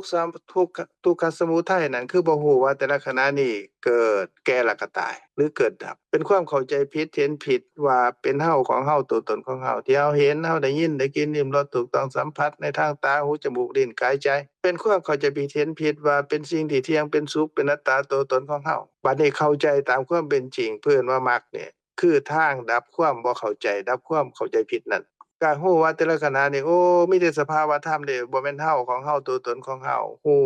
น้อยก็ดับได้น้อยความเข้าใจผิดเห็นผิดก็ดับไปน้อยฮู้หลายความเข้าใจผิดความเห็นผิดก็ดับไปหลายคันฮู้ประจักษ์แจ่มแจ้งตามความเป็นจริงว่าแต่ละขณะเดียวนี้นี่มีแต่ธรรมะบ่มีเฮาเด้ก็ดับเหตุแห่งทุกข์คือทุกขสมุทัยคือความบ่ฮู้นั่นได้อย่างเบิดสิ้นเด้ดับความเข้าใจผิดความเห็นผิดได้อย่างเบิดสิ้นการดับความเข้าใจผิดเห็นผิดคือดับอวิชชาชื่ออีกอย่างอันหนึ่งเพิ่นว่าเป็นโมหะเจตสิกนี่อย่างบ่เหลืออย่างหมดสิ้นนี่เหตุแห่งทุกข์ดับไปแล้วก็บ่มีทุกข์ตัวการบ่มีทุกข์นั่นคือบ่มีไฟที่เผาใจด้วยความโลภความโกรธที่เกิดขึ้นนั่นก็บ่มีเด้เพราะว่าเหตุของมันน่ะต้นเข้าอีหลีของมันน่ะคือบ่ฮู้คืออวิชชานั่นน่ะดับไปแล้วพวกนี้ก็ดับไปต้นไม้มันหากขาดแล้วได้ใบกิ่งก้านสาขามันก็ต้องตายคือกันบ่เหลืออยู่นั่นก็หมายความว่าดับเหตุแห่งความทุกข์ได้ดับไปแล้วความทุกข์ก็บ่มีเหตุความทุกข์สิเฮ็ดให้เกิดในวัฏฏะคือความเกิดความแก่ความตายดับไปแล้วก็บ่ต้องเกิดบ่ต้องแก่บ่ต้องตายอีกเพิ่นว่านิโรธะคือดับทุกข์โดยการดับเหตุแห่งทุกข์นั้นบ่ให้เหลืออีกอย่างหนึ่งว่านิพพานแปลว่าการดับความเร่าร้อนดับเหตุแห่งทุกข์คือดับอวิชชาได้อย่างหมดสิ้น อันนี้เพิ่นว่าเป็นนิโรธาริยสัจพร้อมลงทั้งหมดคันบ่ฮู้ว่าเกิดแก่แล้วก็ตายก็ฮู้ว่าเป็นเฮาของเฮาตัวตนของเฮาฮู้ความเป็นจริงตามสมมุติฮู้ความเป็นจริงภายนอกก็เป็นไปในฝ่ายของทุกขาริยสัจคือความทุกข์ในชีวิตประจำวันและทุกข์ในโลกหน้าที่ได้เกิดให้แก่แล้วก็ตายคันฮู้ว่าแต่ละขณะเดียวนี้นี่บ่มีเฮาพอเกิดแก่แล้วก็ตายทุกๆขณะอันนี้เป็นมรรคเป็นทางนำไปสู่การดับเหตุแห่งทุกข์คือนิโรธะความร้อนด้วยไฟคือโลภะโทสะโมหะดับบ่เหลือความร้อนแห่งความเกิดความแก่ความตายดับบ่เหลือโฮมลงก็คือว่าฮู้เดี๋ยวนี้แหละว่าบ่มีเฮามีแต่ธรรมะคำสอนทั้งหมดพระพุทธเจ้านั่นน่ะเพิ่นโฮมลงหม้องปัญญาคือความเข้าใจถูกเห็นถูกแต่ละขณะเดี๋ยวนี้ว่าบ่มีเฮาปัญญาที่เกิดขึ้นนั้นคันแยกเอิ้นชื่อก็เอิ้นว่ามรรคมีองค์8รวมลงในปัญญาคือสัมมาทิฏฐิคันเอิ้นอีกชื่อหนึ่งก็คือฮู้อริยสัจ4คือความจริงเดี๋ยวนี้แหละว่าเกิดแก่แล้วก็ตายบ่มีเฮาคือเดี๋ยวนี้คือหยังได้ยินขาน้อยเว้าเกิดขึ้นแล้วก็ดับท่านคิดในใจการได้ยินนั้นก็ดับไปแล้วเด้อขาน้อยเว้าอีกท่านได้ยินอีกคิดในใจก็หมดไปแล้วเด้ท่านเหลียวไปมองนั้นมองนี้เห็นรูปนั้นรูปนี้ตอนที่คิดในใจบ่เหลือแล้วเด้เพราะว่าเกิดจิตเกิดขึ้นหูอารมณ์ได้แต่ละทางแต่ละขณะที่จิตเป็นใหญ่เป็นประธานนั่นแหละหูอารมณ์แต่ละขณะแล้วก็ใหญ่เป็นประธานนั่นแหละเกิดแล้วก็ดับคือกันบ่เหลืออยู่ตอนใดหูอารมณ์ตอนใดจิตเกิดขึ้นตอนใดหูอารมณ์ตอนใดทางใดก็ตรงนั้นแหละคันบ่ฮู้ว่าเกิดดับเป็นทุกขสมุทัยเหตุเกิดแห่งทุกข์คันฮู้ว่าเกิดดับบ่มีเฮาเป็นปัญญาความเข้าใจถูกความเห็นถูกเป็นมรรคมีองค์8เป็นสัมมาทิฏฐิหรือเป็นการฮู้อริยสัจสี่คือฮู้เดียวนี้ขณะนี้ว่าเป็นธรรมะจังซั่นตามที่ขาน้อยเว้ามานี่ก็เป็นการสะสมหยังการสะสมความเข้าใจถูกความเห็นถูกทีละเล็กทีละน้อยทีละเล็กทีละน้อยการนำไปสู่จิตสุดท้ายคำว่าจิตสุดท้ายในขณะนี้ในตามที่ขาน้อยเว้านี่ก็มีจิตสุดท้ายตามที่ท่านนางทองเสียงเว้าถึงจิตสุดท้ายก็คือขณะจิตที่เกิดขึ้นดับไปบ่เหลืออยู่นั่นน่ะมีอยู่3แบบหนึ่งก็คือจิตสุดท้ายที่สิ้นสุดความเป็นบุคคลนี้ในภพนี้ชาตินี้คือจุติจิตเกิดขึ้นดับไปก็สิ้นสุดความเป็นบุคคลนี้ในภพนี้ชาตินี้ด้วยกุศลวิบากหรืออกุศลวิบากนั่นก็สินำไปสู่ความเกิดความแก่และความตายอันนี้เป็นจิตสุดท้ายทานสะสมอิหยังมาทีละเล็กทีละน้อยสะสมในความเป็นเฮาของเฮาตัวตนของเฮายึดมั่นถือมั่นในความจริงภายนอกแล้วก็เฮ็ดบาปเฮ็ดบุญก็เฮ็ดให้ท่านนี่ล่ะห่อนห้นในใจด้วยโลภะโทสะพอมีโมหะนั่นแหละเกิดขึ้นร่วมกันแล้วก็นำไปสู่ความเกิดความแก่และความตายในจิตสุดท้ายคือจุติจิตเกิดขึ้นสิ้นสุดความเป็นบุคคลนี้ในภพนี้ชาตินี้อันนี้เป็นจิตสุดท้ายแบบนึงจิตสุดท้ายแบบนึงก็คือขณะจิตเดียวนี้นี่ที่ท่านนางศรีไพเว้าถึงเป็นใหญ่เป็นประธานนี่ก็คือขณะที่เห็นเกิดขึ้นแล้วก็ดับไปอันนี้ก็เป็นจิตสุดท้ายแต่ละขณะเด้อเพิ่นเอิ้นว่าคณิกามรณะแปลว่าตายทุกขณะขณะที่เห็นเกิดขึ้นแล้วก็ดับก็ว่างเปล่าได้ยินเกิดขึ้นแล้วก็ดับก็ว่างเปล่าได้กินเกิดขึ้นแล้วก็ดับว่างเปล่าหัวลมทางตาหูจมูกลิ้นกายใจนี่คือเห็นได้ยินได้กินลิ้มรสถูกต้องสัมผัสนึกคิดเกิดขึ้นแล้วก็ว่างเปล่า6ทางวนเวียนอยู่ตั้งแต่เกิดมาจนตายคือกันเนี่ยแต่ละขณะเดียวนี้นี่เพิ่นว่าเกิดขึ้นแล้วก็ดับหรือเกิดขึ้นแล้วก็ตายอันนี้ก็เป็นจิตสุดท้ายคือกันเพิ่นว่าจิตสุดท้ายเป็นคณิกามรณะคือแต่ละขณะก็จิตสุดท้ายอันนี้ทานสะสมอีหยังล่ะสะสมในส่วนหูว่าเกิดแก่แล้วก็ตายหรือเกิดแล้วก็ดับบ่มีทานความเข้าใจเกิดขึ้นอันนี้ก็เป็นการสะสมจิตสุดท้ายแต่ละขณะน่ะในสวนาจิตเด้เพิ่มขึ้นคันหูว่าบ่มีเฮาแต่ละขณะบ่มีของเฮาตัวตนของเฮาแต่ละขณะสะสมในจิตขณะนี้แล้วขณะจิตต่อๆไปเพิ่มขึ้นอันนี้ก็เป็นจิตสุดท้ายเป็นการสะสมแต่ละขณะอันนี้เป็นจิตสุดท้ายที่แท้จริงเด้เพราะว่าเกิดขึ้นดับไปแล้วก็บ่เหลืออยู่บ่กลับมาอีกเกิดขึ้นใหม่ก็ดับใหม่อีกแต่ว่าสมมุติมรณะหมายความว่าจุติจิตเกิดขึ้นสิ้นสุดความเป็นบุคคลนี้ในภพนี้ชาตินี้นั่นน่ะเพิ่นว่าเป็นสมมุติเด้คำว่าสมมุติแปลว่าเป็นชื่อซื่อๆแต่ว่าดับไปแล้วจุติจิตดับไปแล้วสิ้นสุดความเป็นบุคคลนี้ในภพนี้ชาตินี้แล้วก็เกิดมาอีกเด้มีนามรูปใหม่อีก โดยกุศลวิบากอกุศลวิบากนั่นแหละเฮ็ดให้เกิดแก่แล้วก็ตายแล้วก็เกิดอีกแล้วก็แก่อีกตายอีกเกิดแล้วก็ตายตายแล้วเกิดบ่จบจิตสุดท้ายก็เป็นอันอีกอย่างหนึงในบาดนี้อีกอย่างหนึงจิตสุดท้ายจากความเป็นปุถุชนเกิดขึ้นดับไปความเป็นปุถุชนนั้นบ่เหลือแล้วในภพนี้ชาตินี้ในสังสารวัฏนี้บ่เหลือแล้วกลายเป็นพระโสดาบันหรือพระอริยบุคคลจิตสุดท้ายนี่ก็สะสมความเข้าใจถูกความเห็นถูกทีละเล็กทีละน้อยทีละเล็กทีละน้อยว่าบ่มีเฮาของเฮาตัวตนของเฮาคือว่าแต่ละขณะนี้เป็นธรรมะทั้งหมดเป็นสภาวะที่เป็นความจริงคือบ่มีเฮาของเฮาตัวตนของเฮาเป็นสภาวะธรรมจังสี่เพิ่มขึ้นจนแก่กล้าถึงในที่สุดแล้วก็ฮู้ว่าโอ้บ่มีตัวตนของเฮาตัวนี้มีแต่ธรรมะกายนี้บ่แม่นตัวตนของเฮามีแต่ธรรมะเท่านั้นเกิดขึ้นเพียงขณะจิตเดียวเท่านั้นเพราะว่ามีกำลังแก่กล้าแล้วเด้เกิดขึ้นขณะจิตเดียวนั้นก็ดับความเข้าใจผิดความเห็นผิดว่ากายนี้เป็นตัวตนของเฮาได้บ่สงสัยในสภาพธรรมแล้วว่าเป็นธรรมะหรือบ่เป็นธรรมะบ่ต้องไปหาทางอื่นเพื่อที่ให้ฮู้แจ้งเห็นจริงเพราะบ่ฮู้แจ้งเห็นจริงแล้วคันเกิดขึ้นจังซี่แล้วนี่เพิ่นว่ายังลงสู่อริยสัจคือฮู้ตามความเป็นจริงว่าแต่ละขณะนี้นี่เกิดดับแล้วบ่มีเฮามีแต่สภาวะธรรมที่เป็นจริงจังซี่ความเข้าใจถูกเห็นถูกอันนี้เกิดขึ้นปุ๊บก็ดับความเข้าใจผิดความเห็นผิดนั่นละอย่างหมดสิ้นบ่เหลือเกิดขึ้นเทื่อเดียวเท่านั้นก็ตัดความเป็นปุถุชนนั่นสู่ความเป็นพระโสดาบันคือพระอริยบุคคลทันทีเลยอันนี้ก็เป็นจิตสุดท้ายคือกันจิตสุดท้ายจากความเป็นปุถุชนสู่ความเป็นพระอริยบุคคลคือความเป็นพระโสดาบันทางนี้เป็นทางมรรคคือมรรคมีองค์8ร่วมลงเป็นหนึ่งเดียวคือฮู้ตามความเป็นจริง8อย่างก็ตามร่วมลงเป็นทางเดียวคือมรรคหรือทางหรือความเห็นถูกความเข้าใจถูกว่าเป็นธรรมะคือเป็นอริยสัจ4นั่นแหละบ่มีเฮาเกิดขึ้นขณะนี้เดี๋ยวนี้น่ะก็ทำลายความเป็นปุถุชนน่ะบ่เหลือแล้วความเป็นปุถุชนนั่นน่ะสุดท้ายแล้วบ่กลับมาเข้าใจผิดอีกว่ากายนี้เป็นตัวตนของเฮาเพิ่นเอิ้นว่าโสดาปฏิมรรคญาณเกิดขึ้นดับความเป็นปุถุชนเป็นพระอริยบุคคลสันพระโสดาบันโสดาปฏิมรรคเกิดขึ้นดับไปโสดาปฏิผลก็เกิดขึ้นทำกิจดับความเห็นผิดว่ากายนี้เป็นตัวตนของเฮานั่นเองได้อย่างหมดสิ้นแล้วมีพระนิพพานเป็นอารมณ์บ่มีนามรูปเป็นอารมณ์เด้ความเข้าใจถูกเห็นถูกนั่นก็บ่กลับไปสู่ความเข้าใจผิดอีกบ่กลับไปสู่ปุถุชนอีกอันนี้ก็เป็นจิตสุดท้ายคือกันจิตสุดท้ายจากความเป็นปุถุชนสู่ความเป็นพระอริยบุคคลตามที่ท่านนางทองเสงเพิ่นเว้าถึงหลักขั้นความเข้าใจถูกความเห็นถูกคือปัญญาเกิดขึ้นนั่นเองเกิดขึ้นเดี๋ยวนี้ขณะนี้แหละเกิดขึ้นขณะนี้เดี๋ยวนี้นั่นก็เป็นการบ่เฮ็ดบาปทั้งปวงเด้ก็เป็นการนั่นอบรมกุศลให้เกิดขึ้นแล้วก็เป็นการเฮ็ดจิตให้ผ่องใส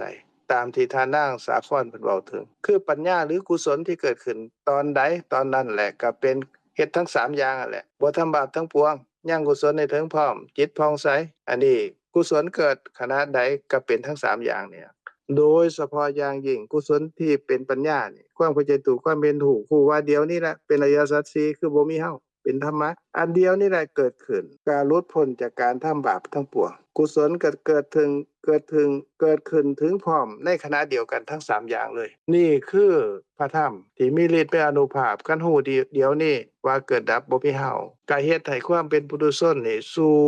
เข้าไปสู่ความเป็นพระอริยบุคคลจิตสุดท้ายเกิดขึ้นทันทีเลยว่าสิ้นสุดความเป็นปุถุชนที่ยึดมั่นถือมั่นว่ากายนี้เป็นตัวตนของเฮาได้อย่างหมดสิ้นสู่ความเข้าใจถูกเห็นถูกว่าเป็นธรรมะเพิ่นว่าวิมุตติคำสอนทั้งหมดของพระพุทธเจ้านั่นรวมลงในมรรคมีองค์8มรรคมีองค์8รวมลงเป็นหูอริยสัจ4มรรคมีองค์8ก็ดีอริยสัจ4ก็ดีรวมลงเป็นอันเดียวคือฮู้ว่าเดียวนี้แหละขณะนี้แหละบ่มีเฮาของเฮาตัวตนของเฮามีแต่ธรรมะอันนี้ความเข้าใจอย่างแจ่มแจ้งเกิดขึ้นในเดียวนี้แหละขณะนี้เดียวนี้แหละก็เป็นจิตสุดท้ายตัดความเป็นปุถุชนสู่ความเป็นพระอริยบุคคลทันทีเลยอันนี้ข้าน้อยก็เว้ามาพอสมควรล่ะเนาะบ่ว่าท่านสิมีหยังสงสัยสิสอบถามอิหยังก็แล้วแต่ท่านเด้อเพราะว่าเวลามันมาหลายแล้วอันนี้เฮาฮู้ว่าฝ่ายใดเป็นอกุศลคันเป็นเฮาอยู่ก็เป็นอกุศลคันบ่แม่นเฮาก็เป็นกุศลคันฮู้ตามความเป็นจริงบ่มีเฮามีแต่ธรรมะอันนั้นเป็นกุศลที่เป็นปัญญานี่แหละทางนี่ละมรรคนี่ละการฮู้แจ้งอริยสัจ4คือฮู้เดียวนี้ตามความเป็นจริงเชิญท่าน นางทองเสงโดยขอบใจท่านอาจารย์หลายๆด้วยความอยากให้พวกเราเข้าใจเนื้อหาอันสมบูรณ์จั่งสิกลายเวลาท่านอาจารย์ก็อย่างยังอธิบายให้พวกเราต่อขอบใจท่านอาจารย์ทั้งสองหลายๆจ้ะแล้วก็ขอบใจญาติพี่น้องในกลุ่มที่ขอบใจทุกท่านที่ให้ความเห็นขอบใจที่คำถามแล้วก็ที่อาจารย์เว้ามาก็แม่นม่วนหลายก็ที่ใช้คำว่ามวนก็คือมันเป็นความจริงเป็นสิ่งที่ไม่จริงหูลิ้นตากายใจอย่างพวกนี้จะโลกคันเฮาบ่มีพวกเหล่านี้มันก็คือบ่มีหน่วยโลกบ่มีโลกอันนี้ที่มีโลกอยู่ทุกมื้อนี้ก็ย้อนว่าสัมผัสทั้ง6ที่เฮาเห็นหูลิ้นตากายใจดังแล้วก็เวลาเฮาก็มาฮอดตรงนี้แล้วเนาะก็ขออนุญาตเอื้อยจะขอเนาะศิลาลักษณ์เขาแผ่เมตตาเนาะเอ้ยเนาะขอบใจนำทุกท่านหลายๆเจ้าเจ้ากราบขอบพระคุณและก็อนุโมทนากับท่านอาจารย์ทั้งสองหลายๆอันกระดังคู่มือเนาะเพิ่นให้ความรู้ให้พระธรรมเฮาค่อยเป็นค่อยไปมื้อนี้ก็ม่วนหลายในพระธรรมแล้วก็ท้ายนี้ก่อนหมู่เฮาสิแยกย้ายกันก็ขอ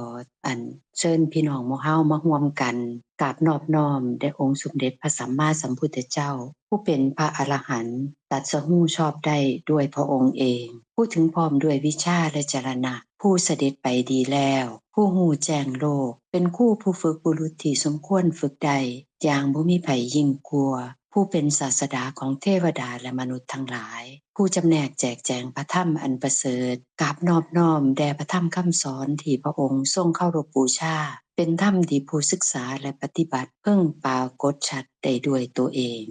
กราบนอบน้อมแด่หมู่พระอริยสงฆ์องค์ข้าเจ้าทั้งหลายผู้ปฏิบัติเพื่อกำจัดราคะผู้ปฏิบัติเพื่อกำจัดโทสะผู้ปฏิบัติเพื่อกำจัดโมหะตรัสรู้อริยสัจธรรมตามพระผู้มีพระภาคเจ้าด้วยอำนาจคุณพระรัตนตรัยขอสัตว์ทั้งหลายที่เป็นเพื่อนทุกข์เกิดแก่เจ็บตายด้วยกันทั้งหมดทั้งสิ้นจงเป็นสุขเถิดอย่าได้มีเวรแก่กันและกันเลยจะได้เบียดเบียนซึ่งกันและกันเลยจะได้มีความทุกข์กายทุกข์ใจเลยขอสัตว์ทั้งหลายมีความสุขกายสุขใจรักษาตนให้พ้นจากทุกภัยทั้งสิ้นเถิดพวกข้าพเจ้าทั้งหลายขออุทิศส่วนกุศลที่พวกข้าพเจ้าได้กระทำมาแล้วนี้แก่พ่อแม่ปู่ย่าตายายครูบาอาจารย์และผู้มีพระคุณของข้าพเจ้าทั้งหลายทั้งในปัจจุบันและอดีตอนันตชาติแก่ญาติพี่น้องมิตรสหายที่ล่วงลับไปแล้วตลอดทั้งเทวดาและมนุษย์ทั้งหลายขอทานมีจิตโสมนัสและอนุโมทนาในกุศลเหล่านั้นด้วยเถิดกราบอนุโมทนาสาธุกับทุกทานขน่อยสาธุเจ้าอนุโมทนาสาธุในบุญกุศลของทุกทานสบายดีพอกันใหม่อาทิตย์หน้าสาธุ